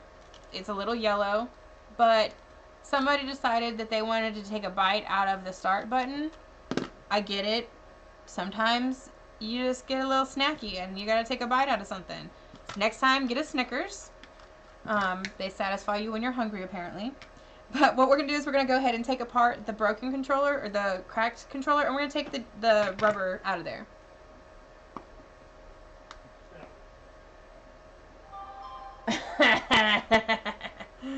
Yeah, I can see Grandma Malice falling asleep in the movie. But it was such a good movie. Yeah, little Malice and I were talking about making the little breads with the cheese in it. I forgot what it's called. Pan de queso. Oh, it looks so good. Alright, I got about 40 minutes to work on this 64 games. Alright. And I got a CSB in. You can do it, CSBA! I messed this up. Oh my gosh. I mean, you know, honestly, when I was a kid, if there were certain textures of things, I was, like, prone to biting them. So my mom had this velvet blanket that she made when she was in high school that I really loved to chew on. So I can totally see a kid chewing on the controller for whatever reason that they have. They're like, it was crime and I was taking a bite out of it. But at this point in time, I would not take a bite out of the controller. Okay. So, we got our controller apart. This is our good controller. So, it did have a little bit of liquid in there. That's alright. For it being 20-something years old or 30-something years old, that's alright. You can have a little bit of liquid inside. A little bit of dirt.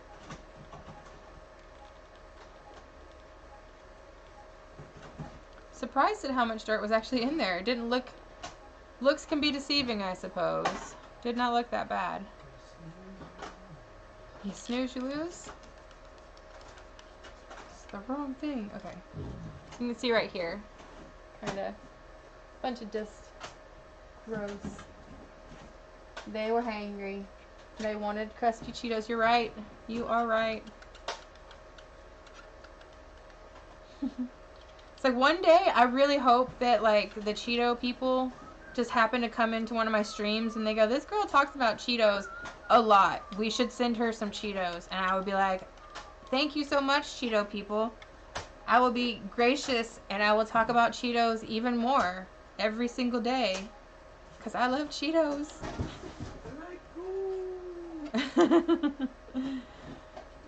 It's like I keep forgetting to get them because okay, the Cheetos I really like I said, they're the white Cheeto puffs, the white cheddar puffs. They have them at our local grocery store, but they don't keep them in the chip aisle. They keep them on the frozen food aisle, so I forget about them. And so when I go in the chip aisle to look, they're never there. And then when I walk through the grocery store, I try to stay out of the frozen food aisle because that's the ice cream aisle and it's dangerous. And so I miss them. And then I don't get...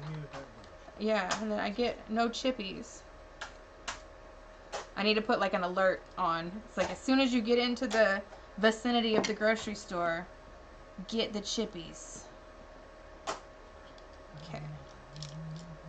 So we're taking our triggers off. They have the little pins that hold it down there. Ooh, these are blue. The last ones were white. So that's cool.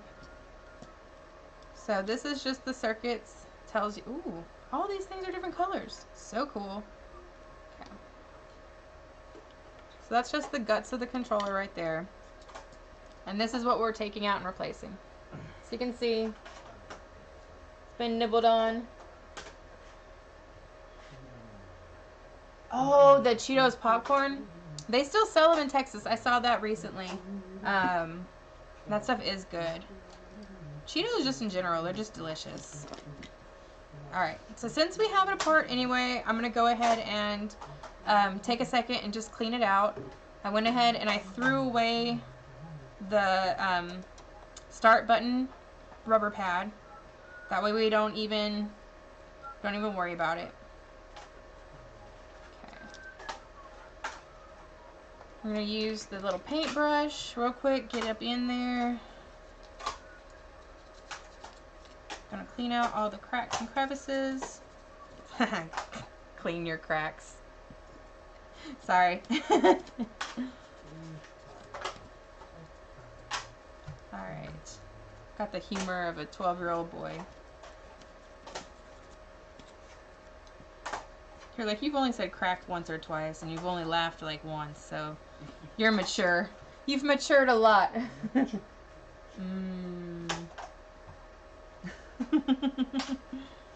Mature. Man. Okay. See, now we're talking about Cheetos, and I'm like, oh yeah, Cheetos. Cheetos popcorn is good. Oh, I tried, at Christmas, they had the Smart Food popcorn came out with Captain Crunch popcorn. That was pretty good. So it was like giant Crunch berries and popcorn, which Crunch Berry cereal is the best. That and chocolate Rice Krispies. It's like, I mean, everybody else is entitled to their opinion. Those are my favorites.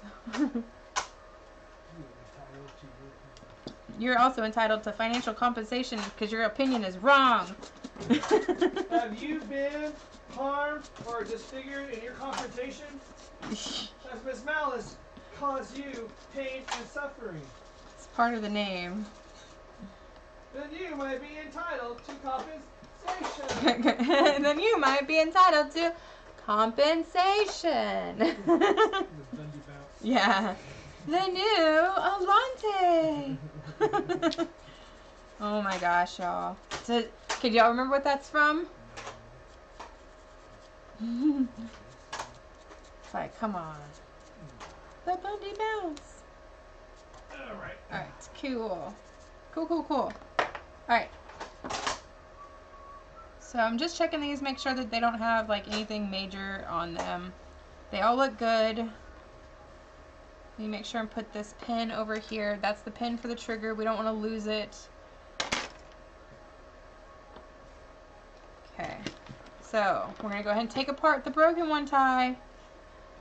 So get ready. Let's see how this board looks.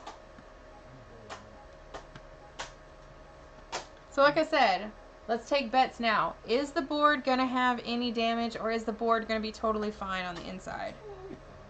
General Malice says it's going to be totally fine. I would also like to concur with General Malice. I think that the board's going to be totally fine, but I could be wrong. But I digest. There's also, every single one of the screws on here has a lot of corrosion, so that's not a good sign. I mean, it's not a good sign for this controller working, because there's a chance that there's water got inside of there and caused rust or corrosion on the terminals.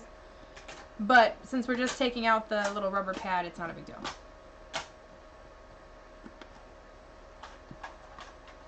Nice, found 3 Pokemon Stadiums. Nice. Okay, since we're talking about cheddar, and I love cheese, what's your favorite kinds of cheeses? Does anybody have favorite cheeses? I personally prefer an extra sharp white cheddar. The kind that's so sharp it's got the salt crystals on the outside. The one that bites back. Like the old crock. Stuff is delicious. General says that I cannot continue to age cheese in the fridge beyond what it was already aged, but I beg to differ. Okay, so hopefully we can get this screw out without issues. Does not look good. Not looking good, y'all.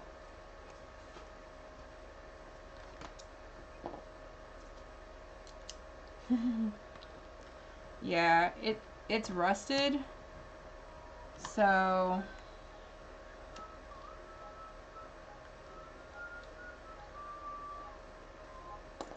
let's see if we can finagle it out. Alright. Well, so Ty. Hey, Ty. The inside. Ooh, Monster of Smoked Gouda. Yes. Especially in a grilled cheese. Alright, so Ty, it looks like The guts of the controller are fine. There we go. And yes, I just broke the housing. The housing is already broken. That's fine. For what? For the Controller? yeah, for my spare part one. Oh, okay. It was the screw was stripped in there, stuck in there. So sure it was. Anyways, it was already a broken controller. Yeah, I'll fix it like a pro. I'll use it for something else. Like all of this is totally fine. And there's gonna be other, you know, controllers where the housing's gonna be fine, but the guts are broken. So anyways, we salvaged the part right here. This is what we were going after. We already threw the other one away. And we're gonna look at this board real quick. And it looks fine. There's no damage or anything on the board. There's a little tiny bit of some like wear, maybe some corrosion on the pads, but it's more just like something got underneath it and dried in there, not like something's actually damaged. But if you look at the side of the controller, see how dirty it was? So it was probably just dirt that got in there. So I'm gonna put that one in a plastic bag. Do you have a plastic bag, Michael? Oh, there they are. Let's see it. It's right here.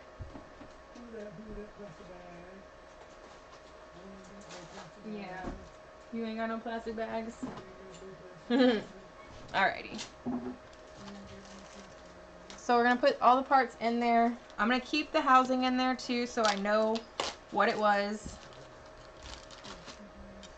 Just in case. Hey, I remember that commercial. Mm-hmm. I'm Justin. Yep. And just take a second. I'm going to roll up the cord. That way it's not in the way. Make it nice and neat and tidy. What did the cowboy say to his wiener dog when they were out on the Zone hardcore, you forgot you're in chat. That's totally fine. Yeah, it's totally fine to just zone out, listen, just chill, hang out with us. I'm just hanging out. Nice Wednesday night. Just cleaning up, what is this? Super Nintendo. Super Nintendies. Okay, so we're going to put all of our pieces back in there. And these are our spare parts now. Okay.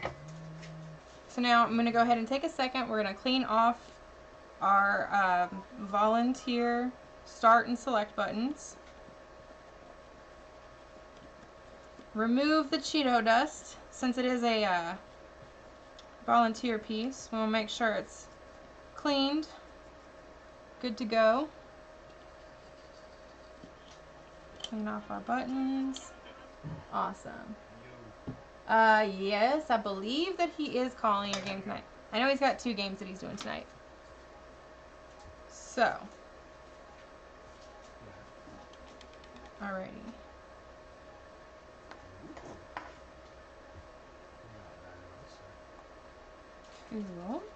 Cool. So there's just a little bit of stuff on there. I just want to make sure I get it off. And then we'll start putting the controller back together.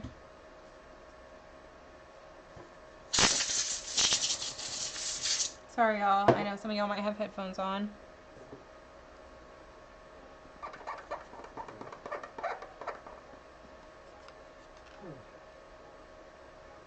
Alrighty. Come around those edges. Okay.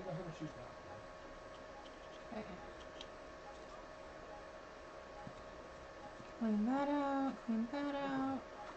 Alright, cool. Alright, so we're going to go ahead and start by putting in the directional pad, and then we're going to put on the rubber contact pad, or whatever it's called. Alrighty, and then put in our start button and our select button. Then we're going to go ahead and put in the lavender and the purple buttons. They were so nice to label them on the inside for us.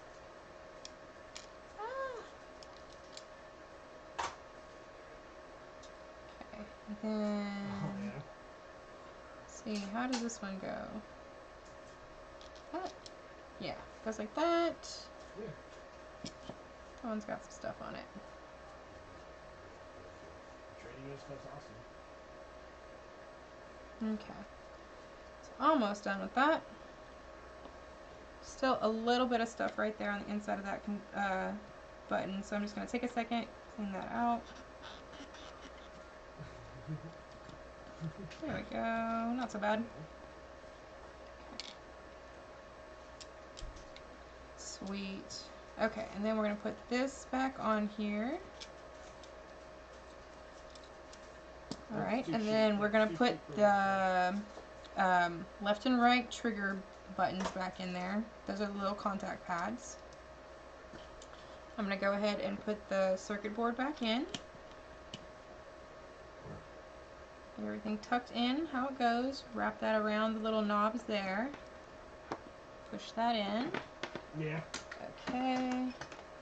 There we go. Will happen again. We got the right trigger on the right side. It's convenient that they labeled it for me.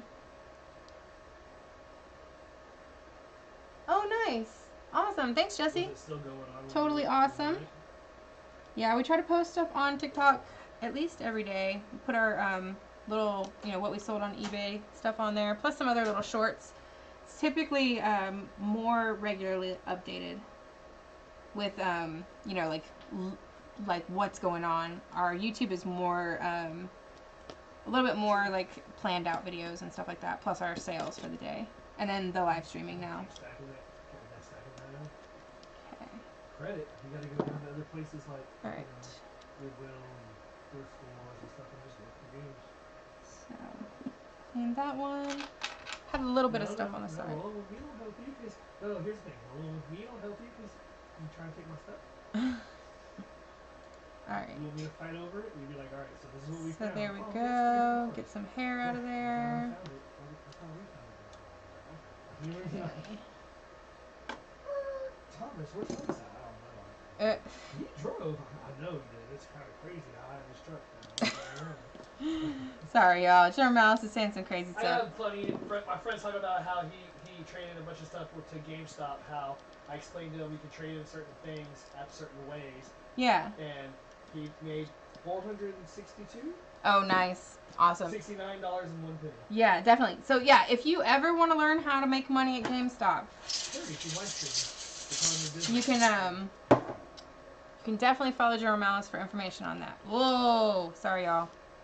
That's gross. That's gross. It's like clean up. Meh. Clean your ears out, Super Nintendo controller. Alright. Y'all, we are doing good. Thank y'all for hanging out with me on this fabulous evening.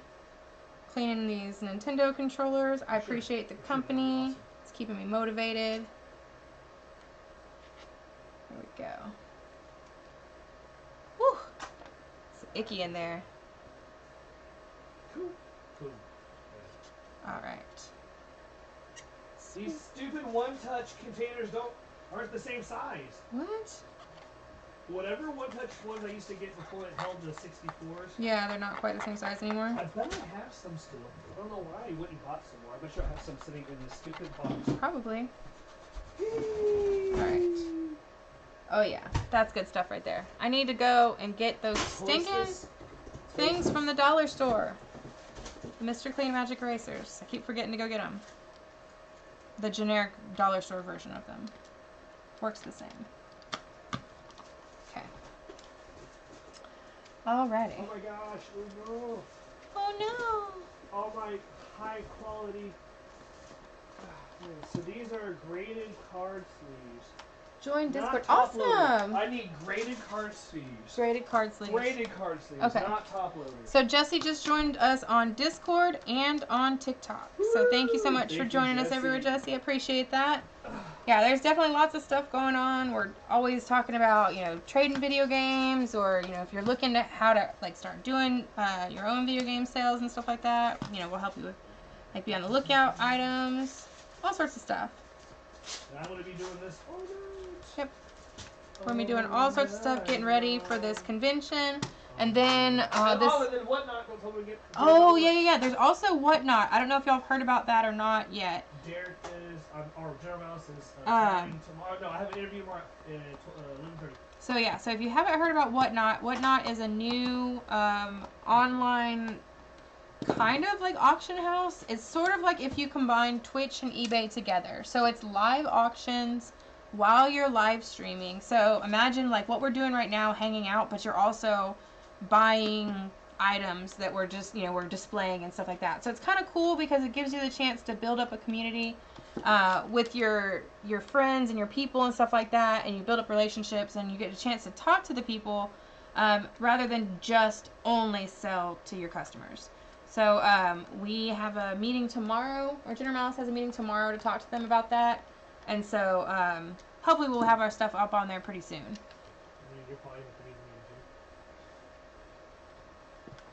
Oh, yeah, definitely. Wii bowling, that's fun. Yeah, no, we try to be very, very reasonably priced. You know, we make sure that we're taking care of the products, making sure you're getting good quality items. You know, we want to take care of, you know, you and give you the best possible service that we can. Lost your phone again. Lost your phone again. I don't know what I did. All right. No, it's here. It's right here. Okay, so well, I don't know. We got 2 consoles done. We have 2 controllers in that one. We have 2 controllers in that one. We are doing good. We got 1 extra controller right here, kind of yellow. Let's hit this Red Bull. Mm-hmm. Pew, pew, pew. GoldenEye. All right.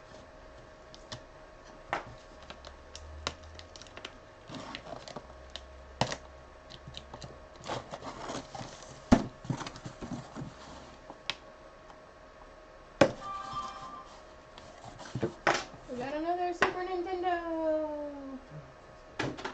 Alright. These controllers look good. Pretty good, pretty good. A little bit of yellowing, but not too bad. This one's got a little bit of crust in it, so we'll do a little deep clean on that. This one looks pretty good, so we'll just do a light clean on that one. So cool. Saves us a little bit of time. And of course the console looks pretty gross. Alright, so take a good look at this one, y'all. It's crusty. Grody. Gross. Gross.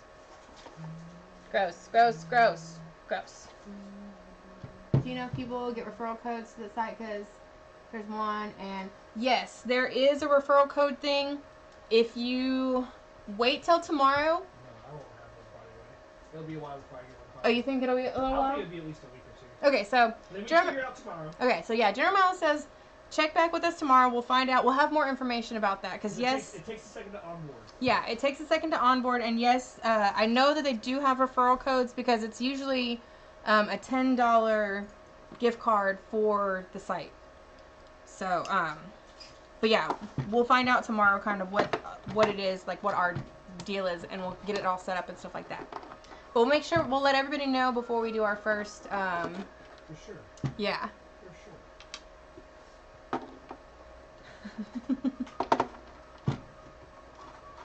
Oh no! Oh, this one's dirty. That one's rusty. Oh no.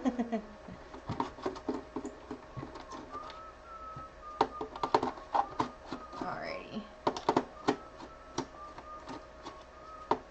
So, let's see here. I think that one's almost all the way out of here. Okay, I'm gonna get that one.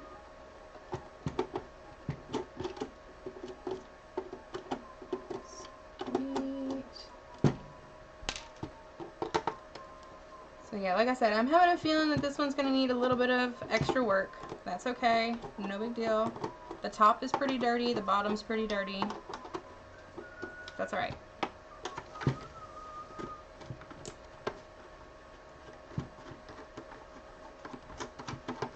Okie dokie. That just doesn't sound good. Okay.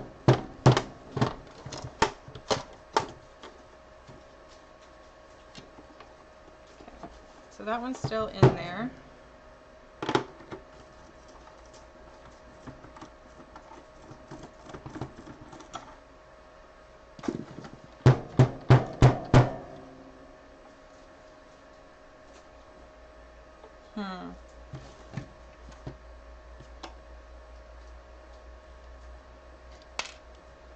So it might be trouble. Do I clean PS2 Sims? Yeah, I clean everything. I just haven't gotten to the PlayStations yet. We have PlayStation 3s and Sim 2s too. What's up? This one, it's just got some real bad corrosion on it.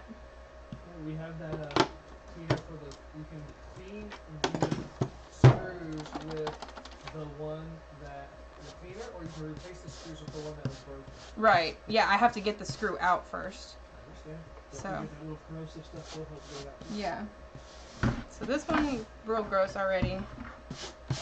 Get it in there. We always have that one you could try to repair too. Yeah. I'm almost to the point. It feels like there's dirt on the outside of it. So I'm also not trying to strip it.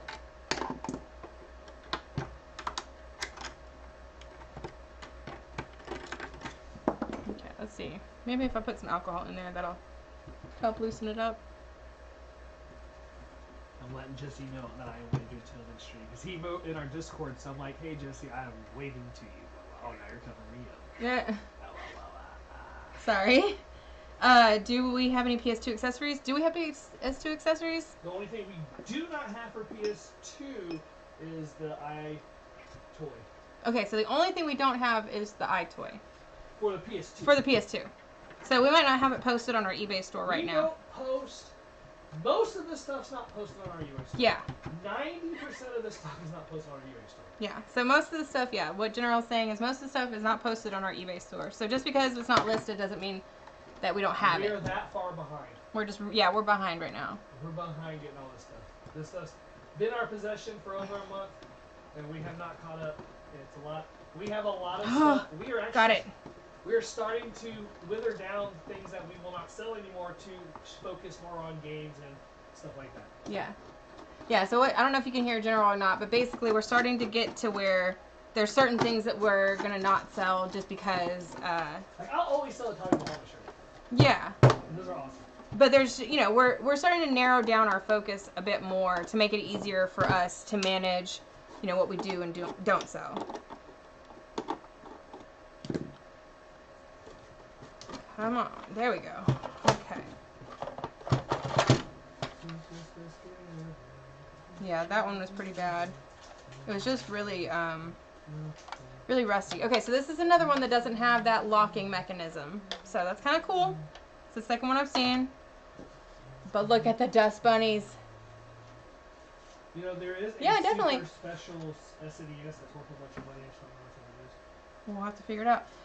Yeah, when once we get done with getting all the stuff ready for the convention and stuff like that, then we can start doing more, like, you know, yeah, and showing off, like, kind of the other items we have, and we'll definitely, you know, on the what's not, when we start doing our sales and stuff. To, you know, ask us to show something on camera, I'd be more than happy to show them. Yeah, well, he's saying he's interested in seeing our PS2 stuff.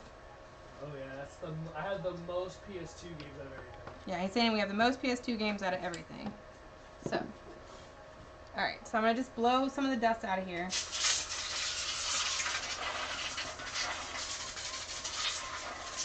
Really bad. Okay. Really bad. Yeah, can you see the dust and stuff like that was in there? It's pretty gross. So, okay. This definitely had some liquid spill on it. Nothing looks damaged majorly. It just looks dirty right now. So I'm going to just take a few minutes. I'm going to use the toothbrush. I'm going to clean off the eject trigger and all of this. Then I'll use some alcohol, and I'm going to try to go around and clean off the rest of the stuff. Get the power button and stuff cleaned off. and try to just make it look better in there. Okay.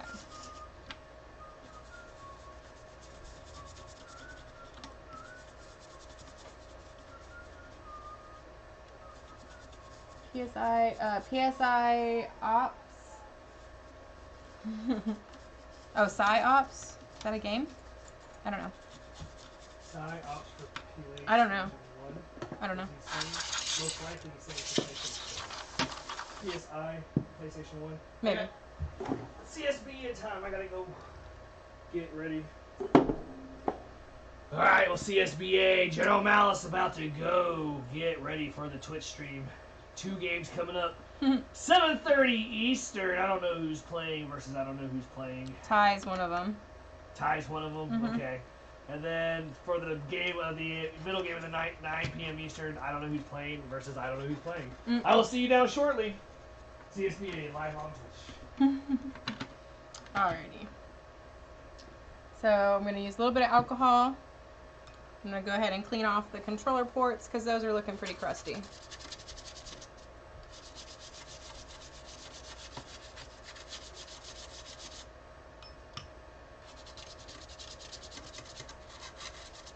And this is just alcohol. It's not water. 91% isopropyl alcohol. Oh, we missed Hans. What? Yes. So General Malice is a broadcaster on the CSBA, which is a simulated college basketball league. So not only do we stream on YouTube, he streams with a different organization on Twitch. So he does, like I said, it's college basketball. We're all over the place doing all kinds of stuff. Eventually we'll start doing, we'll stream games and stuff like that too. Like us playing games. I'm not a very big gamer. There's certain games that I really enjoy and I'll play the heck out of. But I'm not good at like any kind of sports games or any kind of games like that. I like games where it's like a long story that you get to be a part of.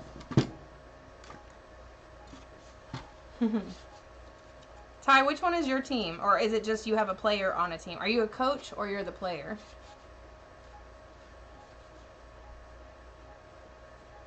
I'll be like, girl power, whatever team's Ty's team, that's my team. And USC. It's like, come on, you know USC needs every little help. Yeah, no. It's definitely, it's not for everyone. It's one of those things General Malice actually really enjoys. He's always really enjoyed basketball, and this is one of those fun things where he gets to be the announcer for the games. So it's kind of neat for him.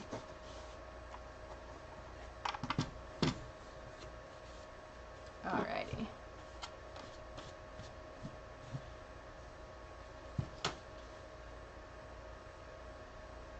Oh, nice. That's awesome, Ty. Cool. Yeah. So, like I said, I'll cheer for you. But which one is your Duke or Clemson? Okay, cool. All right. So Duke's my team, plus USC. Down with everyone else. That's awesome. Yeah. I love to watch horror games. Like General Malice plays Silent Hill. And that was actually one of the first games he played when we first started dating. And so it's kind of one of those games that's near and dear to my heart because I watched him play it and I helped him solve the puzzles and stuff. We spent a lot of time together when we first started dating playing that game. It was cute. And then for Christmas this year, I made him a handmade plush, like stuffed animal of the main bad guy from Silent Hill, little pyramid head. But it's like cute. We call him Pillowhead.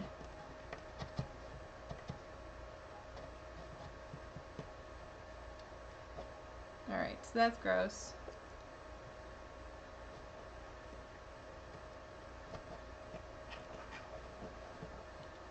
Okay. Doing good. Not so bad.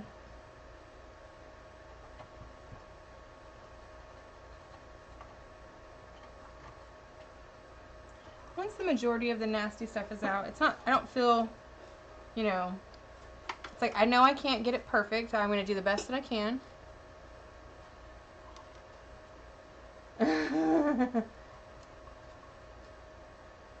Yeah, that little guy is so cute. I want to make a little short film of him chasing us. Like, it has to be foggy one morning, but then I want to do the little pyramid head chasing us through the neighborhood. I think that would be so cute.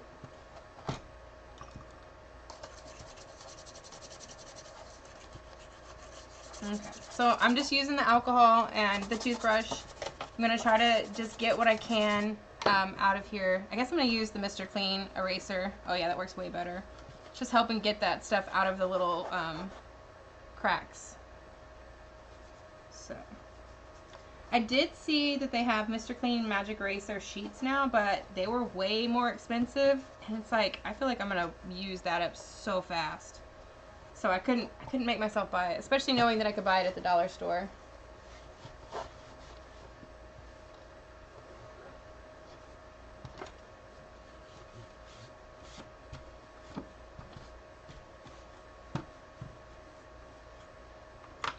Okay, so that looks good. I'm just going to set this over here.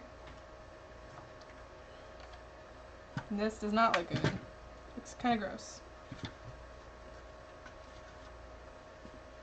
So let's get that Cheeto dust out of here. Nobody wants any of that nonsense. Gross, gross, gross. Gross.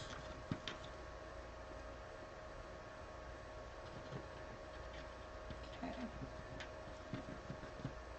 Clean that out.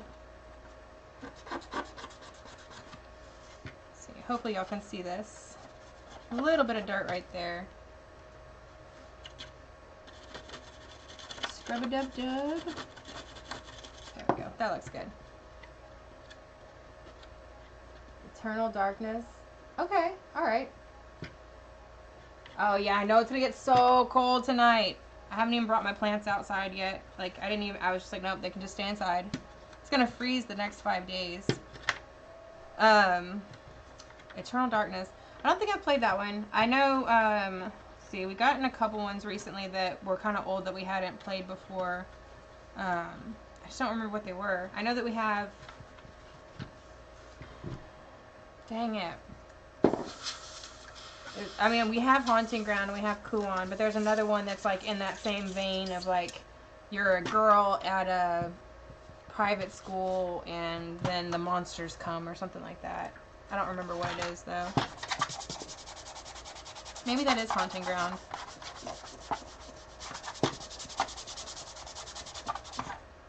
This is actually orange, like somebody got makeup on it.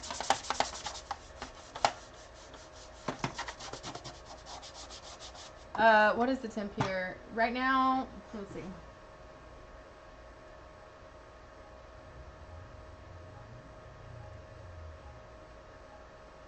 It says it's 71 right now, but I think it's lying. I haven't been outside in a little bit though. We live in Austin and it's been kind of, you know, it's our winter, so we'll have 5 days of cold and then it'll be 2 days of unbearable heat and then more cold. So we don't know if it's hoodie weather or if it's shorts and flip-flops. So we live in shorts and hoodies, flip-flops,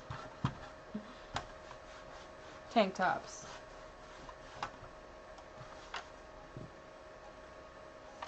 That's alright.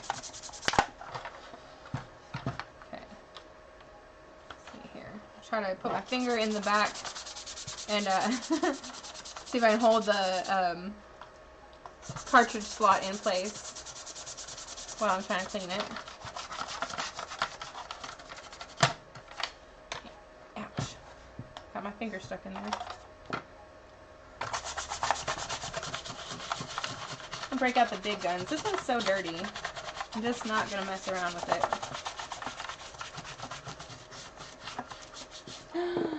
41! Well, I mean, 71 is not cold. 71 is nice weather, but our cold front is coming in, and so by, midnight tonight, it's supposed to be 25 degrees here. So that's the problem. It's like, y'all don't understand, like, today it was in the, like, upper 70s, and then tomorrow it's going to be 20-something degrees. You know, how do you prepare for this? What if it's... Yeah, exactly, I had to. But yeah, like, how do you prepare for that? When it's, you know, so cold one day that it's sleeting and you've got hail and ice on the roads, and then the next day it's 80 degrees, you know? Like, how do you prepare for that? How do you... do any, you know, I mean, you appreciate the fact that it's not cold for very long and stuff, but at the same time, like, you know, I don't know when it's time to bring out winter clothes, and then by the time I do bring out winter clothes, it's already time, you know, it's summertime again. I'm not complaining, though. I'm very gracious for where I'm at. It's nice, and, for the most part, we don't have major weather issues. It gets a little toasty in the summer. We had some snow issues last year.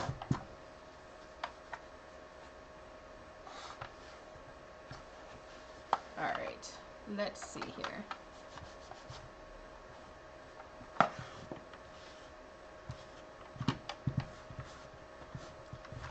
Okay. Looking pretty good. I don't know what that orange stuff that was on here was. It looked kind of like it was paint, but it came off really easily, so I'm not sure if it was paint or if it was clay of some sort. I mean, it was weird. It didn't come off with water. I had to physically scrub it off, so no telling. But it's gone now. That's not helpful. Not helpful at all. Sorry, y'all. Paper towels in the way. Okay. Go, get that. All right.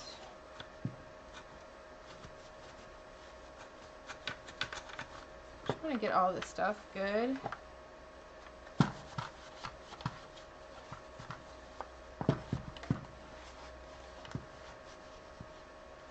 Ty, you're in Michigan, right? Or Delaware? And Jesse, where are you at?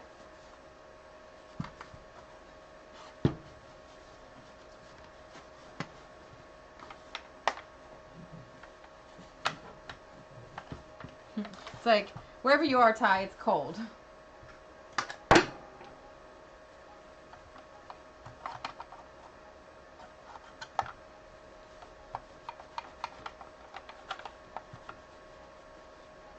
Alright. Get that in there. Just because I used the soapy water, I'm just going to take a little bit more time and try to really get that dried out. A little bit of alcohol. Not gonna hurt. Looks really nice. Ah, yeah, Delaware. Okay, I've never been to Delaware before, but it's on the bucket list. I have to go to Maryland this spring for my grandma's memorial service, and so when we're up there, we're planning on going and visiting. I have family in Washington, D.C., so we're gonna go there. We're gonna go back to Hershey, Pennsylvania, go to Hershey Park again. And, you know, just try to make the most out of the time that we're going to be up there, spending time with family, and going and adventuring in a part of the country that we're not very familiar with.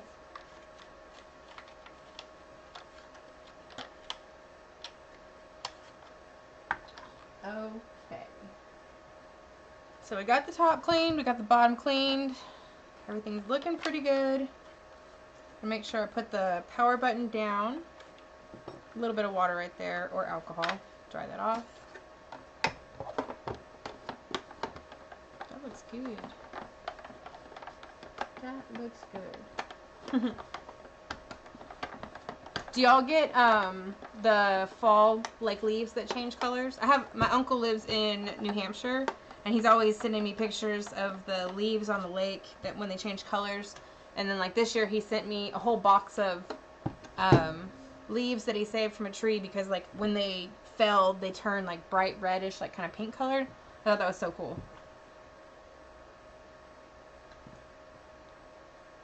8 degrees. Where are you, Terry? Okay. Yeah, no, we'll come through. Be like, I gotta go away from my crazy family for a day. Let's go somewhere. See, I'm amazed. So, you know, we live in Central Texas. So for us, the closest border is like 8 or 9 hours from here. Oh, nice. And so, you know, 8 or 9 hours of driving is a long time. You can get a lot of places on the East Coast in 8 or 9 hours of driving. So when we were in Maryland and we drove for 30 minutes and we were in West Virginia, and then we drove 30 minutes another direction and we were in Washington, D.C., and then we drove an hour beyond that and we were in Pennsylvania, and, you know, like 2 hours and you're in Virginia, or an hour you're in Virginia, and it's just like, I would still be in the same county in an hour in certain parts of Texas. So, it's nice because we can get a lot done. And since they have the trains and stuff like that, you know, that's really nice because you can not have to worry about driving.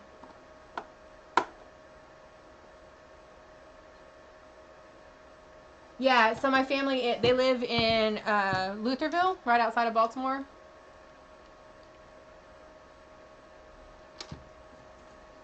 All right, y'all. How did I lose another screw? How did this happen? Y'all saw me here doing this. Oh, it's in the freaking cup. Ha ha. Yeah, my son, it was cool the last time we were in Baltimore, because that's where my family, like, after they came in to Ellis Island, they all kind of moved to Baltimore in the, like, late 1800s. And so it's kind of neat to see all the family that was there. We have them buried in a couple different cemeteries and stuff there. And so it's neat because my son is into history now, so he wants to go and, like, check out these places too. An hour to get through the whole state. Okay. Yeah. Yeah, like an hour. See, okay. It takes us an hour from the south of Austin to our house, 20 miles away, in traffic. And let's see, where else can you get in an hour here? In an hour on the toll road, you can probably get about 100 miles away. But that's still going to be San Antonio or Waco from here. That's so funny. Okay, so are you talking about hour north to south or hour east to west? Because isn't Delaware the one that's like, it's like if Tennessee were smushed and it had like a little notch on the top? Really bad at describing states.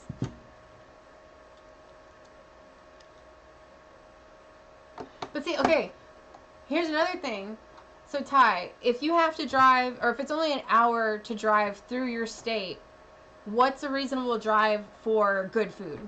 Would you drive over an hour to go to a different state for a good restaurant? Because, like, I'll drive to a different town. I'll drive to Houston, which is 3.5 hours away, if it means I'm getting... They have this buffet brunch there on the weekends at this one hotel. It was like $80 a person, but it was the most amazing food I've ever eaten. And so, like, totally worth the 3-hour drive. Alright, so... Looking good. We've got all that orange stuff off of it. It's got a little bit of discoloration, but nothing major for being something, you know, what, 20-something years old? Does it say when these were made? 1991. 30 years old, y'all. 30 years old. 31 years old. Alright, so like I said, we're going to take this one apart real quick. It's not super dirty. It did have some stuff underneath the directional pad, so we're just going to clean that out. Got all these extra screws. We're going to just put those in with that controller we have over here.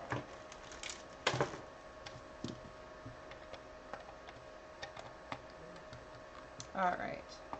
I think the other thing that's cool about having all the states so close together like that is you have the opportunity to experience a lot of different, like, history, because, you know, each state has its own, like, historical stuff, and it's like, after a while you get tired, even though it's the same area, you know, it's still different. It's like, you know, Texas history, after a while you're like, yeah, we're still in Texas, it's all the same stuff. You at least could go, like, you know, Delaware history, or go to Pennsylvania and learn a little Pennsylvania stuff, all in a day's trip.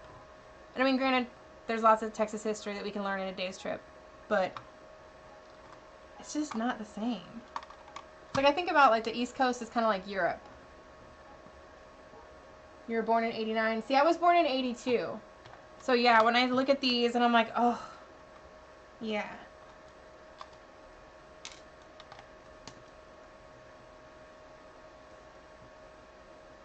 Like, I don't remember the Super Nintendo coming out, but I definitely remember playing on these.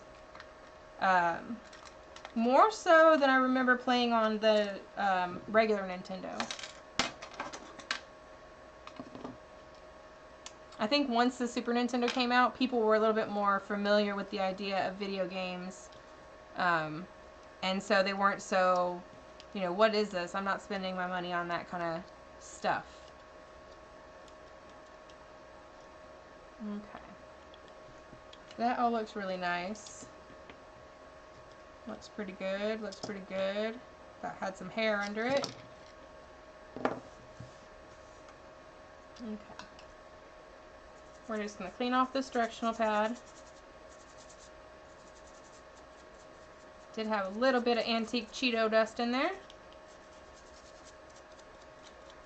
Nothing a little elbow grease can't fix.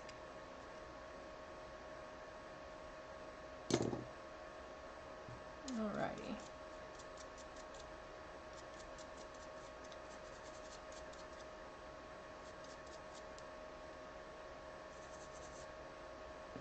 Looks pretty good.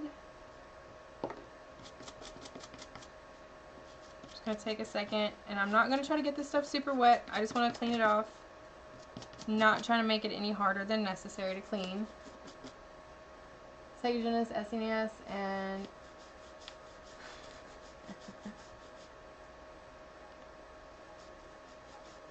yeah, I bet. No, I'm not eating the Cheeto dust. I'm not. That's how the Ninja Turtles got started. They ate the Cheeto dust. The secret Cheeto ooze. Not about that life.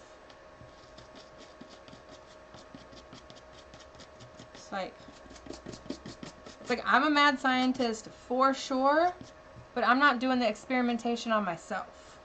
That's not in the mad scientist rule book.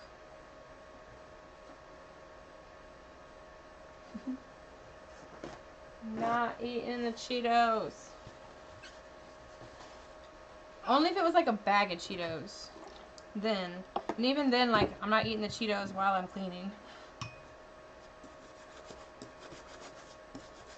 I need like a Cheeto dispensing contraption that I could just like open my mouth and deploy Cheetos.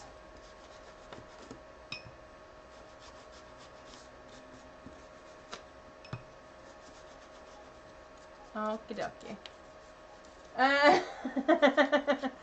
Gonna leave because I'm not gonna eat the Cheeto dust? No, man. That's alright. It's like, I want to live! It's like, I'm willing to do, you know, some stuff for views, but eating the crusty Cheeto dust out of the inside of a controller that's 30 plus years old, that's not on the list. Okay. Plus, if I eat the Cheeto dust, how are we supposed to come up with a cure for COVID? Like, we all know the crusty Cheeto dust is what's going to save us all. It's how we build up our immune system.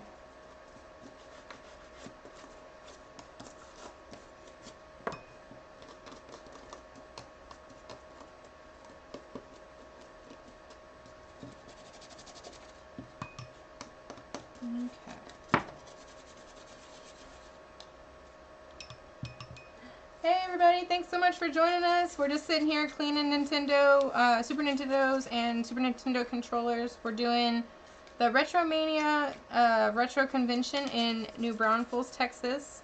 This coming up weekend, January 22nd, 23rd. And so we are just getting all of our inventory cleaned and prepared, ready to go.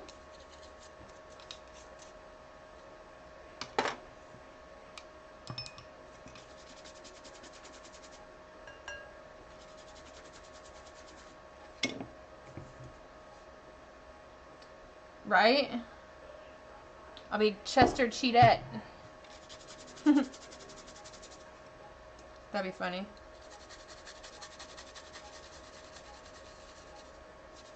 I don't know, when I was a kid, I told you the story yesterday or the day before, my grandpa used to hide Cheetos in the side table where he would sit in the living room and watch TV. And he hid them so that my sister and I couldn't find them. And then when we did find them, of course, because they were always in the same damn spot, he would call us Cheeto Banditos, and then he would chase us around the house. And so I have really fond memories of that. And so yeah, now every time I think of like Cheeto dust and stuff like that, it makes me think of my grandpa. But Cheetos have definitely stepped up the game with all these new delicious flavors, especially the white cheddar Cheeto Puffs. I'm just putting it out there. Yeah, I'm putting it out there, Cheeto people. Hear my call. Send Cheetos to the rescue.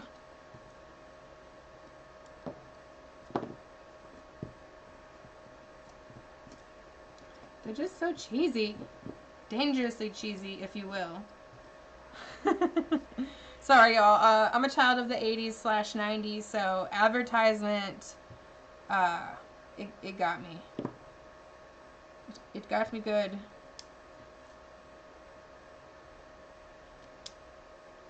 That's not how it goes.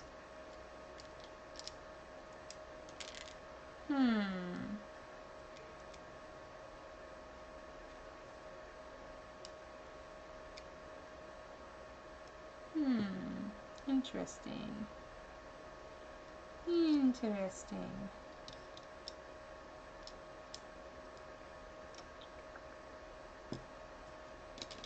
All right.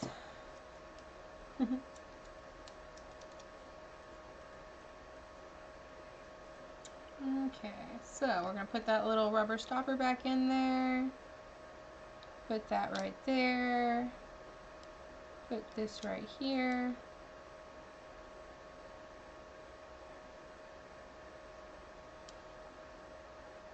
Making sure everything's looking good. Cool. Alright, so we're going to take our little rubber pad for the start and the select button, and we're going to put that back in place. We're going to take the rubber membrane for the action buttons. I don't know, A and B and X and Y. They don't have letters or numbers on them, so they're whatever we want them to be. It is not easy being cheesy, and I am also cuckoo for Cocoa Puffs. I'm actually, my favorite, like I said earlier, my favorite cereal is Cocoa Krispies. That stuff goes hard. It is delicious. Cannot go wrong with Cocoa Krispies.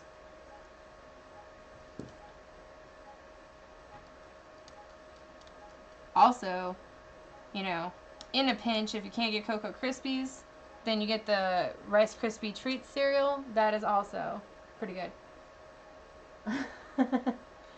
Seriously though, the bop it, the twist it, the turn it, spin it, whatever it was. Yeah. Believe me. What about the Muzzy? Do you remember that? Or the, whatever it was, Wuzzy, Muzzy, the learn how to speak French. Un, deux, trois. And it's like, learn how to speak French with Muzzy. And I was like, oh, Mom, I want to learn how to speak French. I need that. I did not. Un, deux, trois. Sorry. Watched a lot of infomercials as a child. Good to go. Alright, so let's put this back together. So these are the regular, small Phillips head screws. Phillips head screwdriver. Phillips head screws. There we go. Words are hard. So yeah, so there's 5 of them on the back of the controller. We just went ahead and took this one apart, got it all nice and cleaned out. Now we're putting everything back together. We already cleaned the console. Console looks nice. And then we're going to clean out this second controller and be good to go.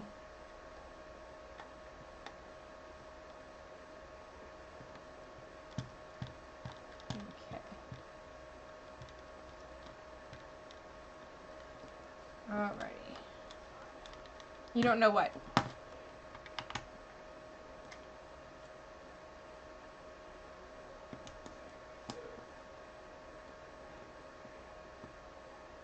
About Rice Krispies? It's like, I don't know.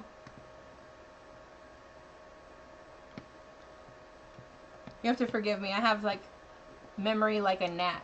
So it's like I say something and then my brain is immediately already 3 thoughts ahead before the words came out of my mouth. So whatever came out of my mouth, my brain already processed and forgot 5 minutes ago.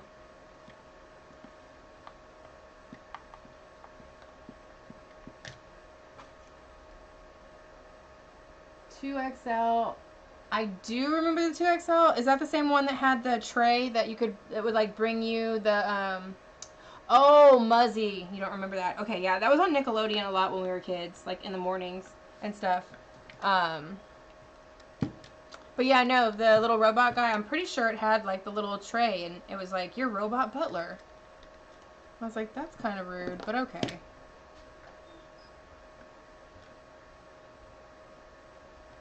Yeah, babe? Apparently we might not school Friday Monday. Because of teacher's outage? Huh. Okay. It is what it is. Alrighty. I hope everybody's staying safe and healthy where you are. That is some craziness going on in the world. Again. Still. Stay safe. Wash your hands. Cover your nose. Okay. So like I said, this one looks pretty good. So we're not going to do a deep clean on this. We're just going to hit it with the toothbrush and some alcohol. Wipe it down. And it should be good to go.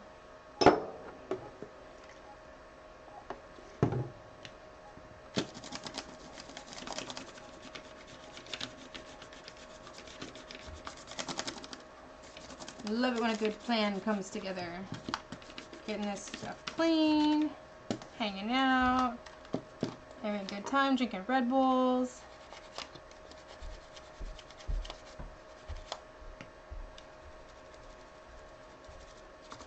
Okie dokie.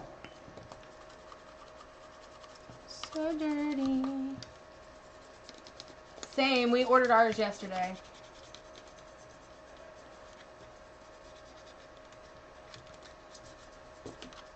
Yeah, we ordered ours yesterday. A friend of mine sent me the link and I was like, oh yeah. So we passed it around the family, making sure everybody's getting their tests and stuff like that. Okay.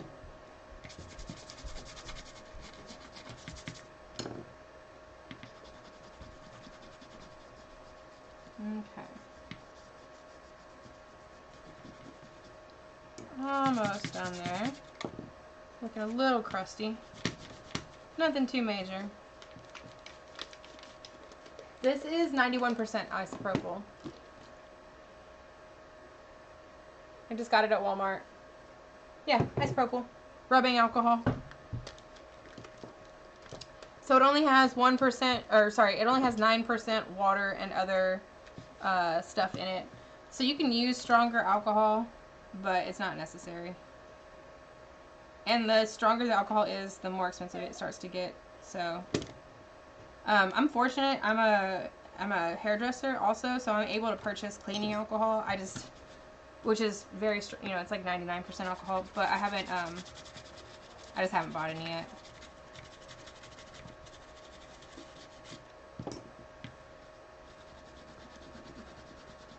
Okay.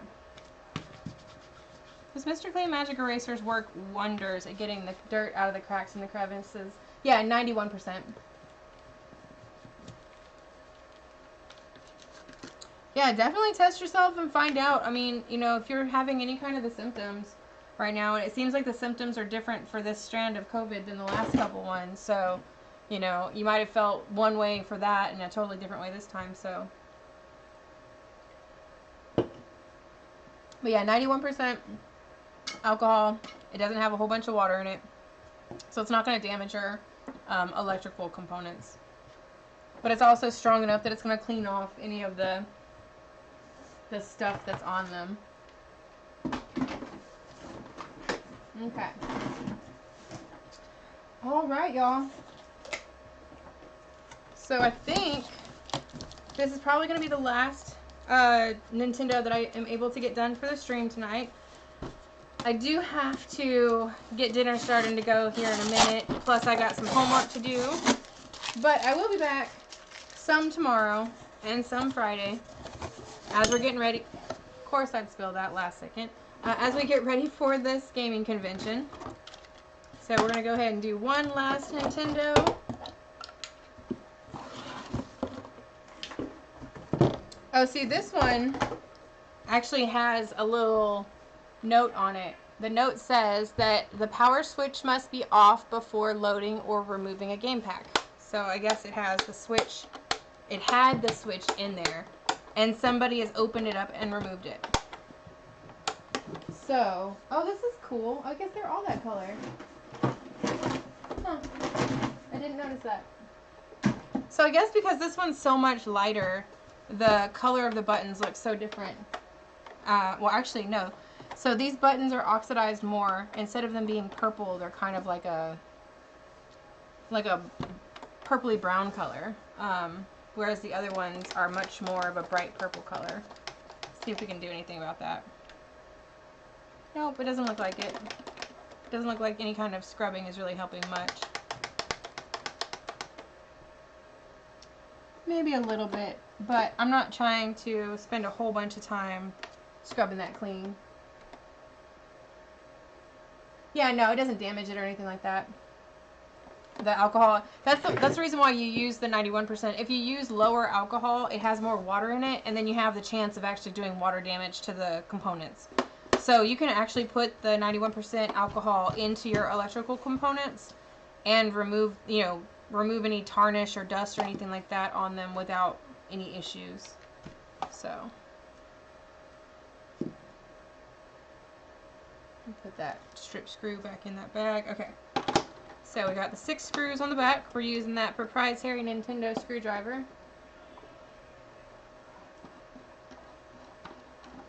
The controller ports on this one or that other one? Did I not clean it well? Yeah, no, the other one's just a little yellow.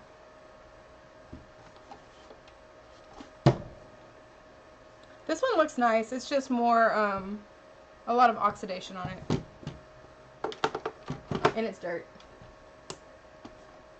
Okay, so if it gets on the motherboard, it doesn't hurt. No, it doesn't hurt it at all. So what's nice is like somebody can, yeah, totally. So when you're cleaning your controllers out, yeah, I mean, you obviously don't want to soak them, like completely saturate them in alcohol, because then the motherboard itself could possibly absorb the alcohol, and then that moisture could cause, you know, lifting of the plate and stuff like that. But I mean, if you put water, or if you put alcohol on the actual board and then use a toothbrush and wipe it off, it's fine. Oh, yeah, the controller ports, yeah. They're a little dirty. Not super bad, though. I feel like this one's probably going to be dirtier inside than... Yeah, it's really gross on the inside. Like, I just opened up the controller flap and it's dirty. Like, very dirty. But everything else looks nice, so... It's kind of funny how stuff is like that. Like, you know, it was wiped down a whole bunch, but it was never cleaned off.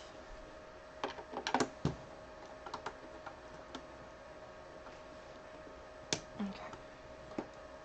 So these have definitely taken a little bit more, oh, yeah, no, I totally understand, Jesse, and I want to make sure that, you know, you feel confident too. Yeah. As long as it's 91% isopropyl alcohol, You can use that to clean your electronics. No big deal. I use a soft bristle toothbrush. You know, I buy them at the dollar store. You know, it's pretty soft. And then if I'm cleaning anything that's plastic, you know, so if I took all the electrical components off of this and I wanted to, then you can scrub it down with soap and water. The only reason I'm being careful with these is because they have these paper stickers right here, and I don't want to damage the sticker because it does have the serial number on it. And the more complete and the more close to the original status that it was. Oh no, you're totally fine. You're totally fine. I get it. Like, I want to make sure that you understand and that you don't, you know, one, I don't want you to accidentally damage your stuff and be like, oh, MsMalice told me to do it. And I'm like, no. But also, yeah, I want to make sure that you feel confident and comfortable in doing the right, you know, that you have the right stuff. It's totally fine. Yeah, no, I get it. I totally get it. Alrighty. Oh, it's so gross. So gross. Y'all see? Look at that. It's nasty. I told you, it didn't even look that bad. Look at. Oh, I'm so clean. Haha. Alright, and look at the inside of this. That's beyond Cheeto. That's like Cheetos that died.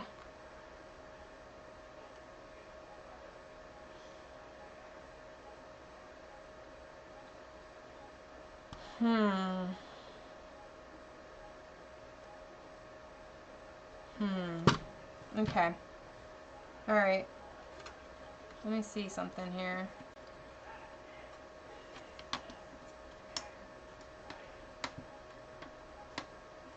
Don't like this.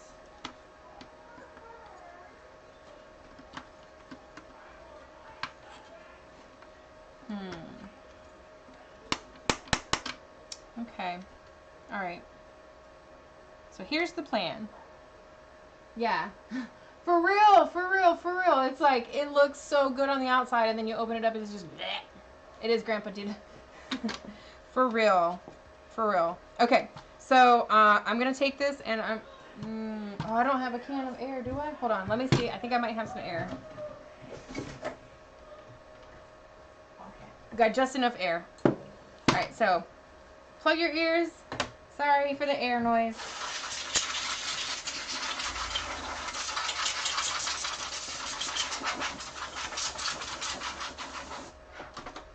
Okay.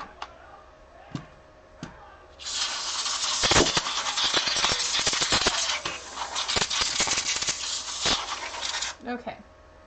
That's pretty bad. Let me get the top too while we're at it.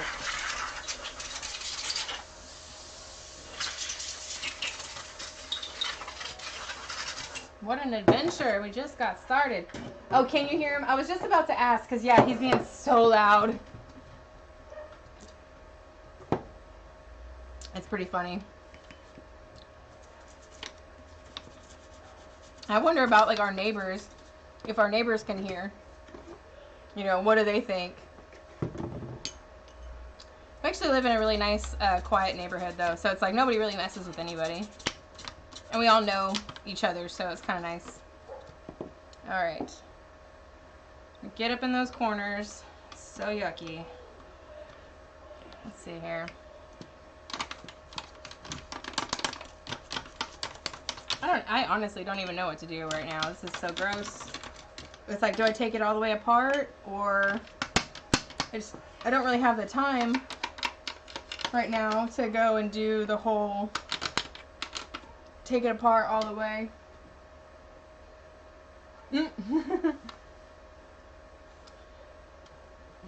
Yeah. Oh goodness. Okay, let's see here. Get in that corner. So I'm supposed to be getting one of those vacuum duster things pretty soon, the data vac. So that'll help a whole lot when it comes to getting all these things cleaned. It's just we decided kind of last minute to do this convention, and so it's kind of put a fire under our behinds to get all this stuff done. So And I'm in graduate school right now too, so I've got homework that's due in a couple of days. So I've just got a lot of stuff on the plates right now. So I'm trying to utilize my time as effectively as I possibly can.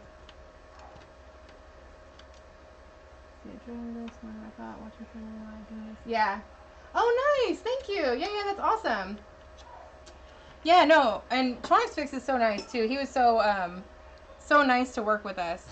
That was awesome. Yeah, and it's kind of fun just to hang out, and I mean, I'm gonna just be sitting here. I might as well sit here and talk to somebody, you know? It's not hurting me at all. It's not slowing me down or anything like that. And if what I'm doing is interesting to somebody else, then I mean, that's super cool, because you know, not everybody has access to the same stuff. You know, I don't know where you're at, but you might have some, you know, cool stuff that you're close to and that you could go, you know, show off or talk about and stuff too. Like I have one friend that was on here yesterday, and he has his YouTube channel, and we met because I built him a lightsaber. He won one of the lightsabers that I built when I first started YouTube. And so then now we've been friends for like 3 years or 2 years, and he makes YouTube videos of him going on walks where he lives in Michigan, and I love it. I think it's so much I think it's so nice just to have a different change of view and stuff like that, so my dogs get to look at snow and stuff. And yeah, Tronics Fix is awesome. He's it's nice to see people that really care about fixing items and keeping items out of the trash, and that's what I'm really big about too. It's it doesn't always have to be brand new, and you know, you don't have, like, if it's broken, I'd rather fix it if I can. I think that's a very useful skill, especially considering how many people just throw stuff away. You know, I don't want to put more stuff into the landfill if I don't have to. If I can fix it and make it better, or if somebody was going to throw it away and I might be able to fix it, like, that makes me feel so happy. Yeah. Alright, so let's see here. It looks pretty good. Looks pretty good. I'm not mad at it. Let's go ahead and clean those off. It doesn't look horrible. Okay. So let's wipe that down. Wipe that down. But yeah, thank you so much, Jessie, for hanging out with us and hanging out with me every day the last couple days. It's been really nice just to hang out and talk with you and just chill. It's fun to have company, you know. I appreciate it. And yeah, I hope you actually, you know, I hope you learned a little bit, and maybe that you get a chance to feel comfortable and work on your own stuff. Wish, good question. You might know what causes an issue with your Xbox. Yeah, yeah, definitely. You also might try and see if he has a Discord or something like that, because some other people might know what's going on with it too. So I am not very familiar with Xboxes. I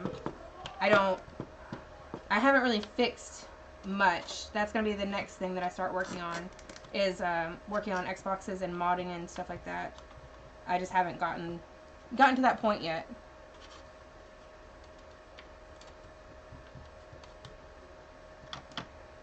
Okay. Alright. That cleaned, looking good. Still got some stuff in there.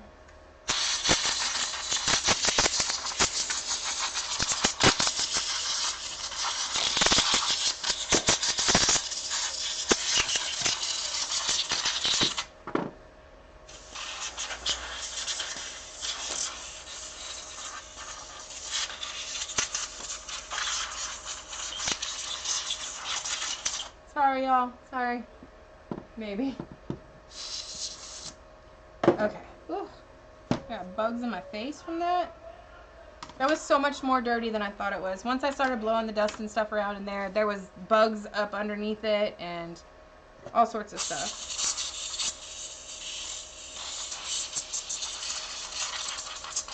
Okay.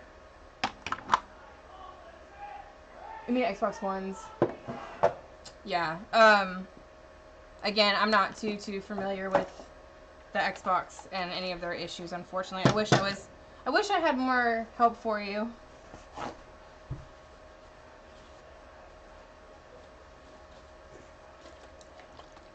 I have an Xbox, and I my favorite game to play is Fable, but I haven't even had time to play in a long time, and so, like, literally, it's probably been 3 months since I've even gotten a chance to turn it on. And I just got the Series 1X, or whatever, the newest console, about 6 months ago, and I played it twice.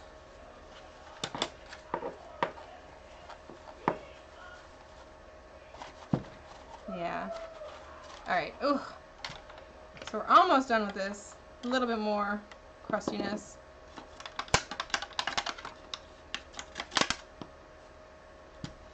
Just a little bit of alcohol. Let's scrub that out.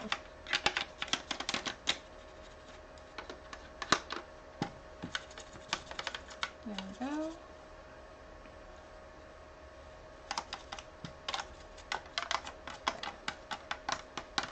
There we go. Alrighty.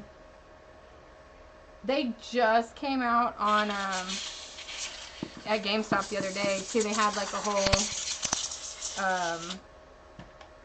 bundle if you got it or whatever. It's beautiful. Like, the graphics on it are so nice. I just honestly, I don't have the time to play right now, which is unfortunate because I would really like to spend a good couple of hours on Fable.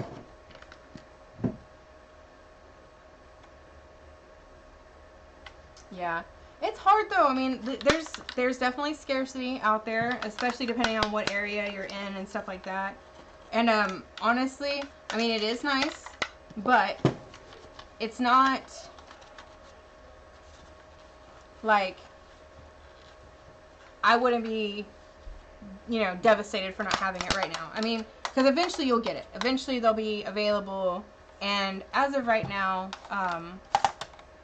you know, yes, it's pretty and stuff like that, but I personally haven't, and I mean, granted, this is me, in my opinion, not, you know, I'm not a huge, ginormous Xbox gamer, but, you know, it hasn't been so amazing that I was like, oh my gosh, like, I would never go back to the regular Xbox again. Whereas the PlayStation 5, when that first came out, oh, yeah. I totally understand that. But one thing, before your Xbox dies, or if your Xbox dies, you can trade it into GameStop, and then they'll give you money for it being broken. So you lose like $30 of it, but then you still get whatever the trading credit is minus the refurbishing fee. So don't necessarily, like, you know, if it does break, it's not the end of the world. Don't get rid of it or throw it away. Trade it into GameStop and get some money back for it, because they can fix it. They'll take the parts and put it, you know, they'll ship it off to the warehouse and send it back. All you have to do is have a controller and the HDMI cord and the power cord. And none of that stuff has to work. Even the HDMI, or the power cord, not the power cord, the controller doesn't have to work. It just all has to be present. And I mean, it can't be broken, like, it can't look like it was run over by a car. Like, it has to look like it's still in one piece, you know. But it's a good thing to remember if it does break and you're unable to get it repaired.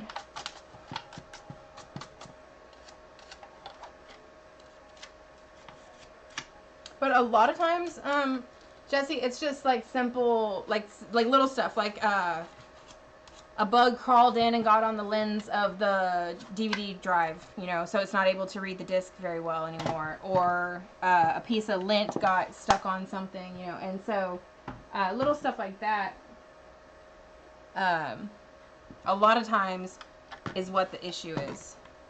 So, because they don't make these things easy to clean. They make it so hard for you to get in there so that you just don't, you know, don't want to clean or can't clean easily.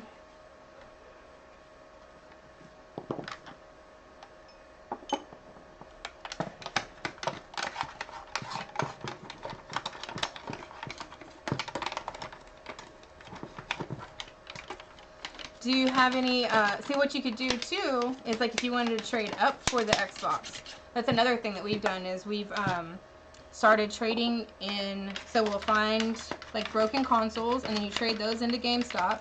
So, you know, let's say you go to a pawn shop and they have an Xbox, you know, Xbox One that's not working, or Xbox One S or whatever it is that's not working, for 20 bucks. So you buy it for 20 bucks and then you trade it into GameStop as a non-working system, and then they give you that credit, and then you stack that credit, and then eventually after, you know, a few consoles, you'll have enough to get your working system. So it's just kind of one of those things where you have to kind of think outside the box. You know, you might not have the money right this second, but you could, you know, there's a way for you to figure it. Like, there's a way for you to get the money. You know, you just might have to, like, do a little creative thinking about it. Because you could also maybe trade in some of the games that you have, or, you know, I don't know where you're at, if it's too cold for garage sales right now and stuff like that, but posting your stuff on Facebook Marketplace, all of those things are, you know, good ways of trading out stuff that you have for something that you want. And those are all things that we've done that have helped us build up from where we were last year to where we are this year. So, you know, we've more than doubled our business capacity in the year. Oh, no pawn shops? Yeah. No, I understand. I totally understand. It's like, yeah, it's hard when you have, especially when you have limitations and stuff like that. You know, if you're not able to drive, or it's too cold for you to easily get around and stuff like that, that definitely limits what you're able to do. But at the same time, you know, at least you can watch these videos, and maybe, you know, after we get to the point where we're doing Xboxes and stuff like that, maybe I can figure out how to help you clean your Xbox out, and maybe we can get it working good for you. So.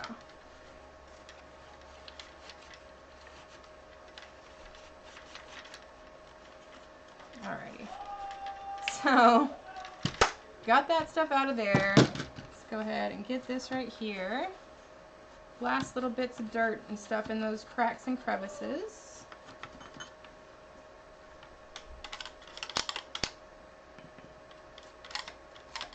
Okay. There we go. Alrighty. Cool. Cool. Looking good. Alright, so we did the bottom. We wiped it all out, got all the bug guts and stuff out that we could. Still a little bit in there, but it's better than it was. We didn't do any major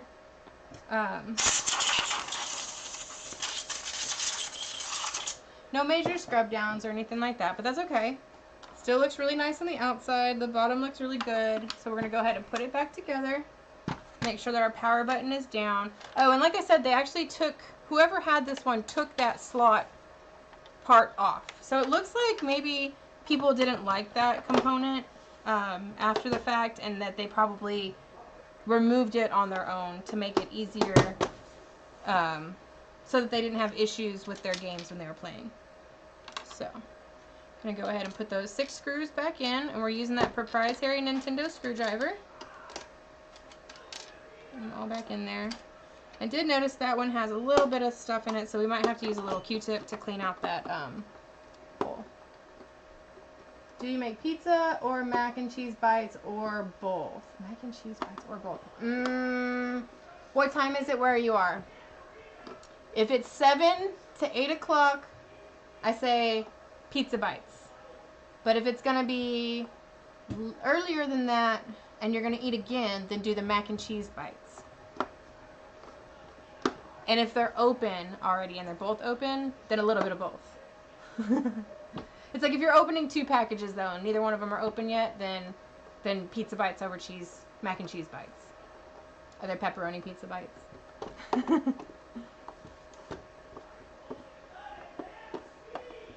I'm doing pork chops for dinner tonight. So I gotta finish this box up here, and then after I finish this console, then, oh yeah, see, then pizza bites all the way. I consider like macaroni and cheese bites more of like a an early afternoon to early dinner snack. Oh, a full pizza. Oh, I thought you were saying it's like a pizza bites. Oh, full pizza. No, full pizza for sure, all the way. Mac and cheese bites are a snack. Like, I would not feel satisfied at 8 p.m. to be eating a snack. I'd be in the pantry later looking for more snacks. Yeah, we're still doing, we just started doing the intermittent fasting. I've been doing it for about a week now, and MsMalice has been doing it for about 3. And it's definitely testing my willpower because I am hungry as soon as I wake up. But I'm seeing results already, and that's pretty awesome. So I'm happy with that. So I'm trying to stay motivated to keep doing it. But oh, it's so hard. Like I was at a doctor's appointment today, and I could have gotten a coffee when I was there, and I had to pass by the coffee shop and just say no. I really wanted a coffee. Alrighty.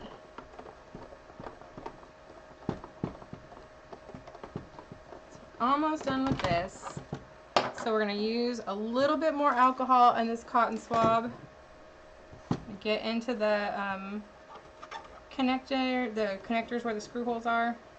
Just get any of that dirt and stuff that was in there out. I didn't realize it was so dirty. This one's pretty bad. Okay.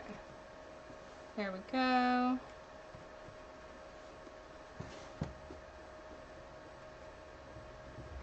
Okay. And let's see here. That one looks good. That one looks pretty okay. Alright, so we're going to do this. Oh, and Jesse, just in case you don't have the alcohol at home, you can buy 91% alcohol at like Walmart or any pharmacy. Just check the bottle because it's going to say what the percentage is on the front. So I think it's usually like 70% alcohol. And then they have like the 91% alcohol. They might even have 99% alcohol at some stores. If you can find 99% alcohol and it's a reasonable price, then that's not, that's not a bad idea.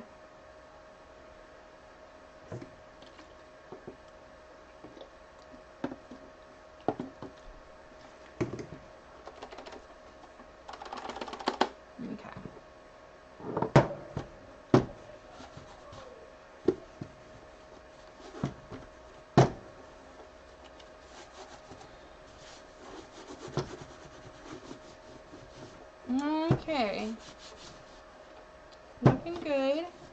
Like I said, just a little bit of yellow discoloration there. So we have the warning label about the power switch, but that little locking mechanism is gone. Everything's looking good. We do have a little bit of yellowing on the top cover, but that's alright. It is old. It is from 1991. Yeah. Looks good. Alright, so let's go ahead and check out these controllers.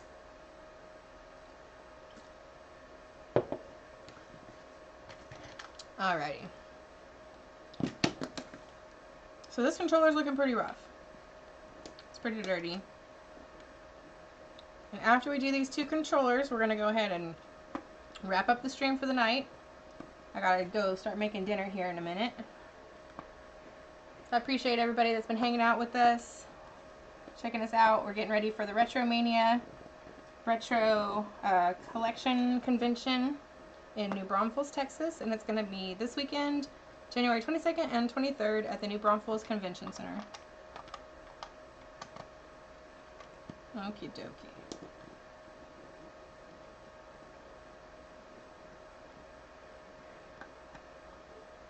I definitely like using the iFixit kit with the little rotating screwdriver handle. It makes for a lot easier removal of the screws.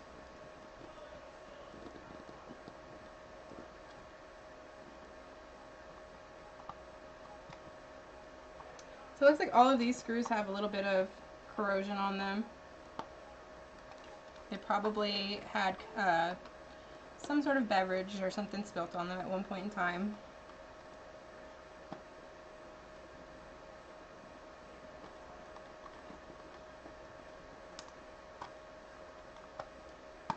Okay.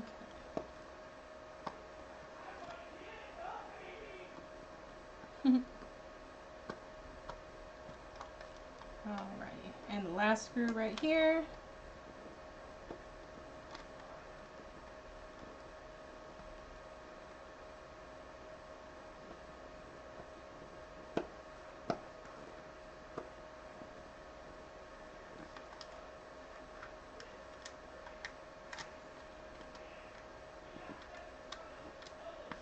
Almost. Come on.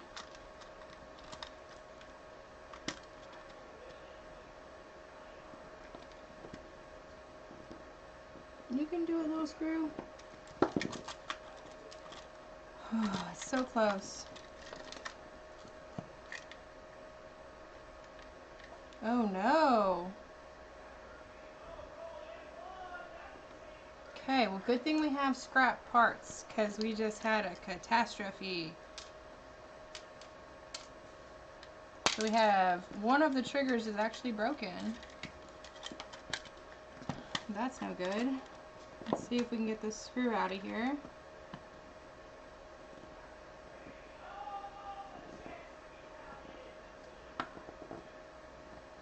There we go. Come on. Come on, come on, come on, baby. You know, there we go. Okay, cool.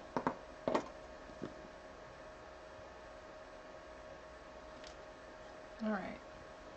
So it is a tragedy. What the heck? Okay, so this controller was broken and missing a joystick piece. 2 pieces entirely missing.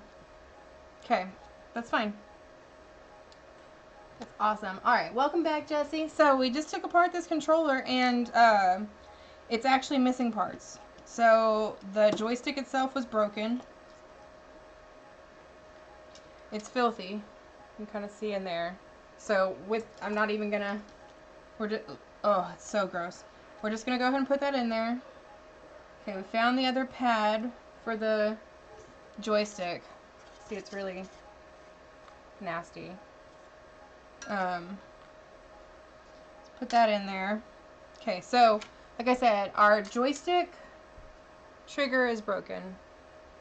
So, we're just gonna throw that away. This is the right trigger. And so we have our spare pieces from before. We're going to go ahead and take the right trigger out along with the pin. So it's right there. Are you kidding me?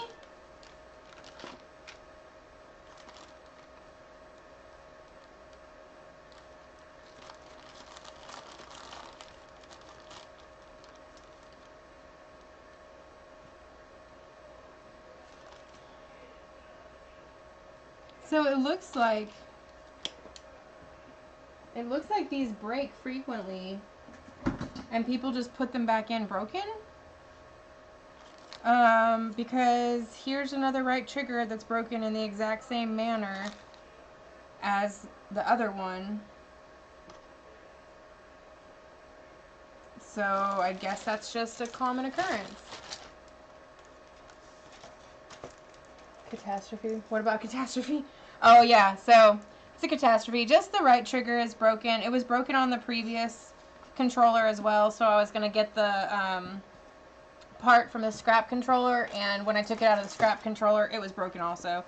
So it looks like it's something that is just a part that maybe breaks a little bit more frequently on the controller. But still, it's a catastrophe, a tragedy, a calamity, if you will. Yeah. Not cool. That's for sure. But we'll see. I mean, maybe when I put it back together, it's no big deal. It doesn't matter, you know. I don't know. I didn't notice it when I took the other controller apart that it was broken, so maybe it's just something that if it's in place, it doesn't really actually need to be a whole piece. We'll see. But yeah, this one was pretty bad. It's real dirty. So dirty that it needs to be soaked. Yeah. It's no extra parts. And what's so silly is the left trigger on both controllers, totally fine. On the parts controller and the one that I'm needing parts for. So, tell me if that's not some sort of coincidence. They're like, we're only going to build right controllers that break. The left controllers will always be fine. It's a conspiracy.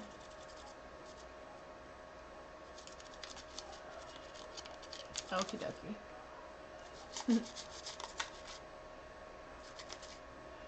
So, take a second. We're going to clean off all those letters on the back. Here's my Mr. Clean. There he is. Not much of him left. He's lived a good life. Gotta go back to the Dollar Tree and get some more.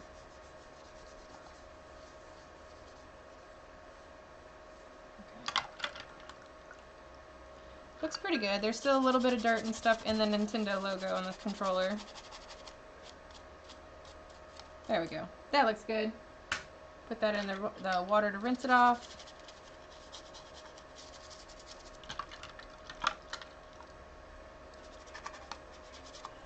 Okay. And we're just going to sit here and we're going to scrub, scrub, scrub.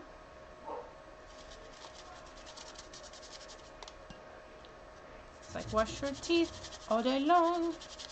Wash your teeth while I sing this song.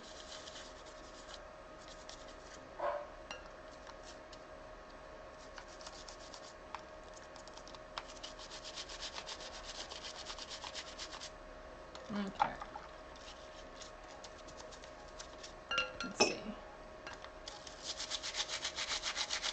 Gotta bring out the big dogs.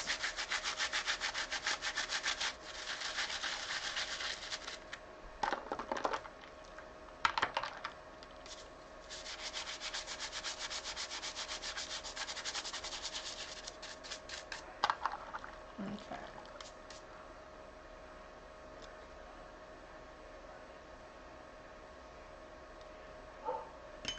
Alright, so we're going to clean out those little controller holes.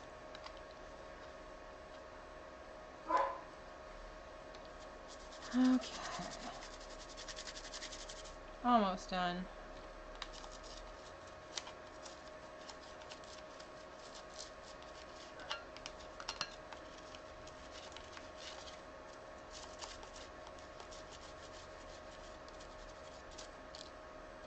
Okay, so let's see here. Looks good. Try to get all that stuff right there off the joystick, or no, why do I keep calling them joysticks? The trigger buttons. There's just a little bit of stuff there. Okay, so let's clean off the right trigger. Clean off the start and select button. Brush, brush, brush. Oh, that's so nasty.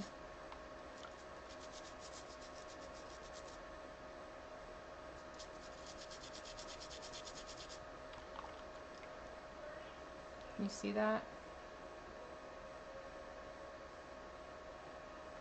So gross. I'm gonna try putting a little bit more soap on that because I'm not sure what that is exactly. But it's dirty.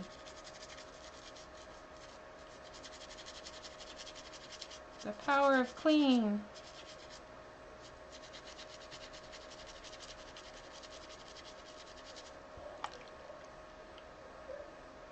I don't know. So grimy. I don't know what that is. If it's grease or doesn't seem like it's soda.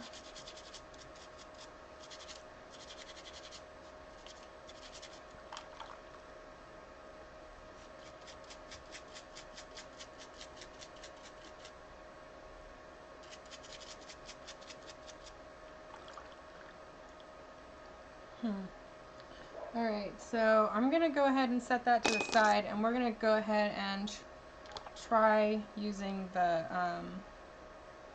replacement one, just because I don't have a lot of patience right now. I don't want to spend all night cleaning that, because I need to go start dinner. So, yeah, I think Mr. Clean, oh, this one's just as bad. I think Mr. Clean would be proud of the clean.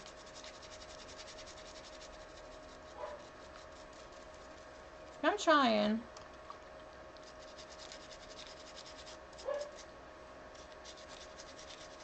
Again, you know, just do your best. Get what you can.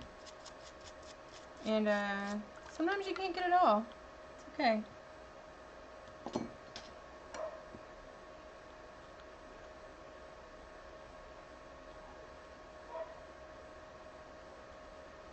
as long as I get the majority of this stuff out of the visual areas and spots where your hands are going to be touching, then I think that I'm doing a pretty good job. So I'm just going to focus on getting the stuff out of those areas.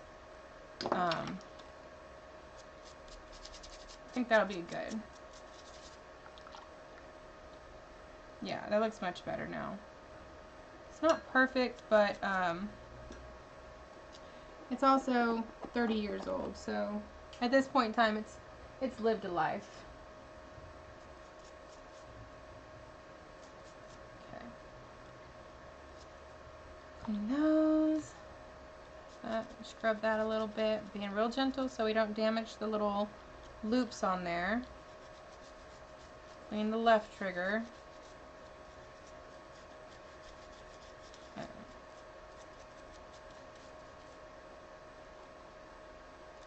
And our button.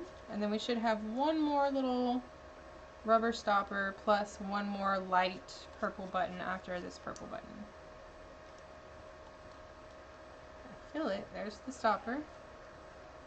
And where's the button? There it is.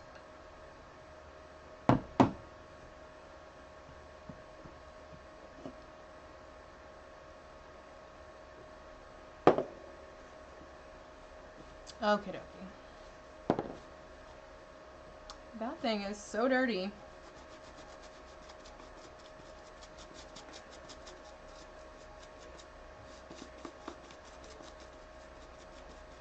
Okay.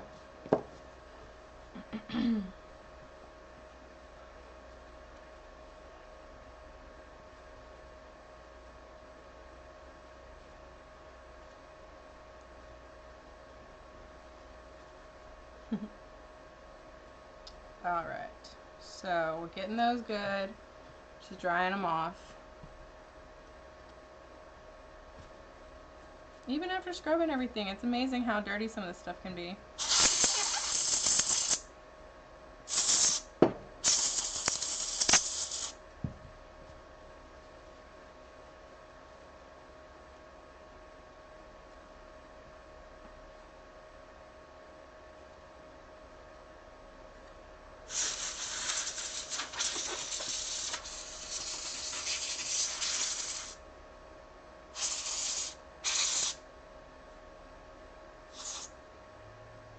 Okay. I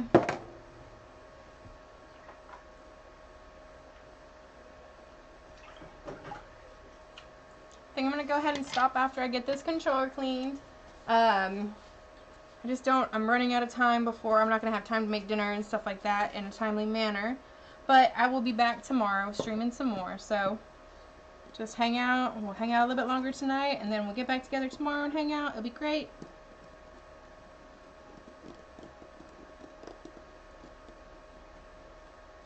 This controller is just dirty.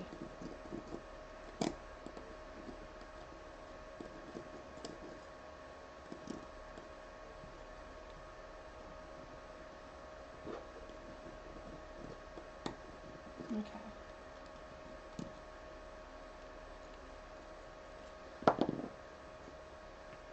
I'm going to use that alcohol, get up in there.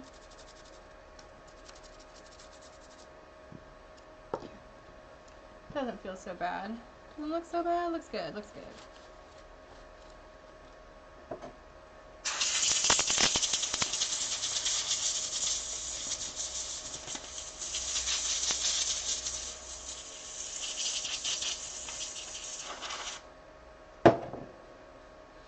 Okay.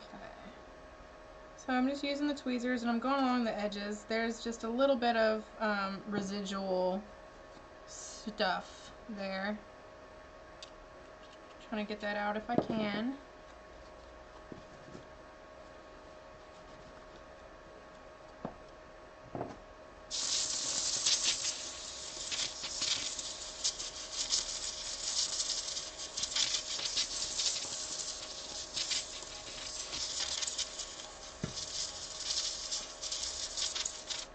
Okay. That looks pretty good. So what am I cleaning tomorrow? Let's see here. Tomorrow, I'm not really sure what I'm cleaning tomorrow. Another console of some sort and controllers. So thank you so much for hanging out, Jesse. I appreciate it. And like I said, definitely come back and check us out tomorrow. I think I should be streaming again about 3 o'clock. Or is it 11 o'clock? I don't know. But we'll be back tomorrow. And yeah, come and check us out. Hang out with us. And then don't forget to check us out this weekend when we're going to be at the actual gaming convention. So you can check out what's going on there. We're going to do a live stream of the actual convention so you can see not only like our booth and stuff like that, but you know, the other people that are joining us in the convention. So other guests and, you know, just people that are shopping at the convention and stuff. It should be pretty exciting. It's my first video game convention that I've gone to. I've gone to other like Comic-Cons and stuff like that, but never one that's like specifically for retro stuff. So it should be pretty exciting. I'm happy to be a part of it, and I can't wait to see the other booths and stuff like that. I'm really excited to see it. So yeah, definitely. We'll talk to you tomorrow, Jesse. Thanks so much for joining us. Alrighty. Enjoy your pizza. Alright, so let's see. Got that.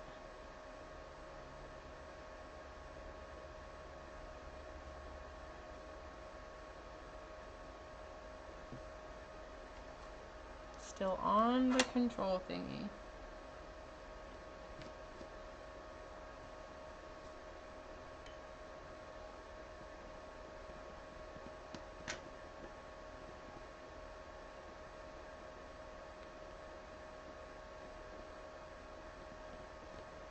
Okay. Get those all nice and cleaned off. Nice clean contacts in there. Not that this side needs to be necessarily cleaner, but we want to make sure it looks good. That goes there. These go here.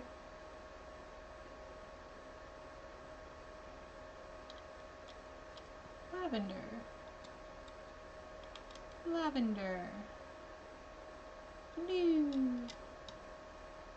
This is purple. Okay, so that's cool. Those little guys there. Alright, so we put our little rubber stoppers in. Then, so this was just sitting in here. So, I don't know how well that works, but that's how it was sitting, so we're going to give it a shot.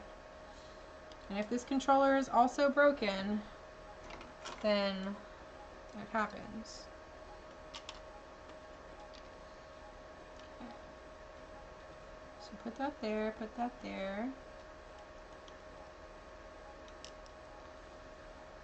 Okay, I can see this working, y'all. It looks like the housing of the controller actually gives enough support to the button that it doesn't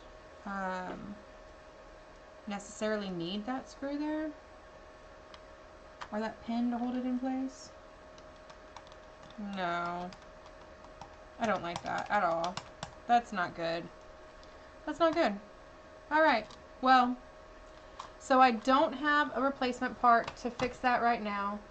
That's okay, so we're just not going to worry about it right now. We're going to end the stream with a little bit of a defeat, but that's okay. So unfortunately, we were unaware when we took this apart that this was broken. That's okay.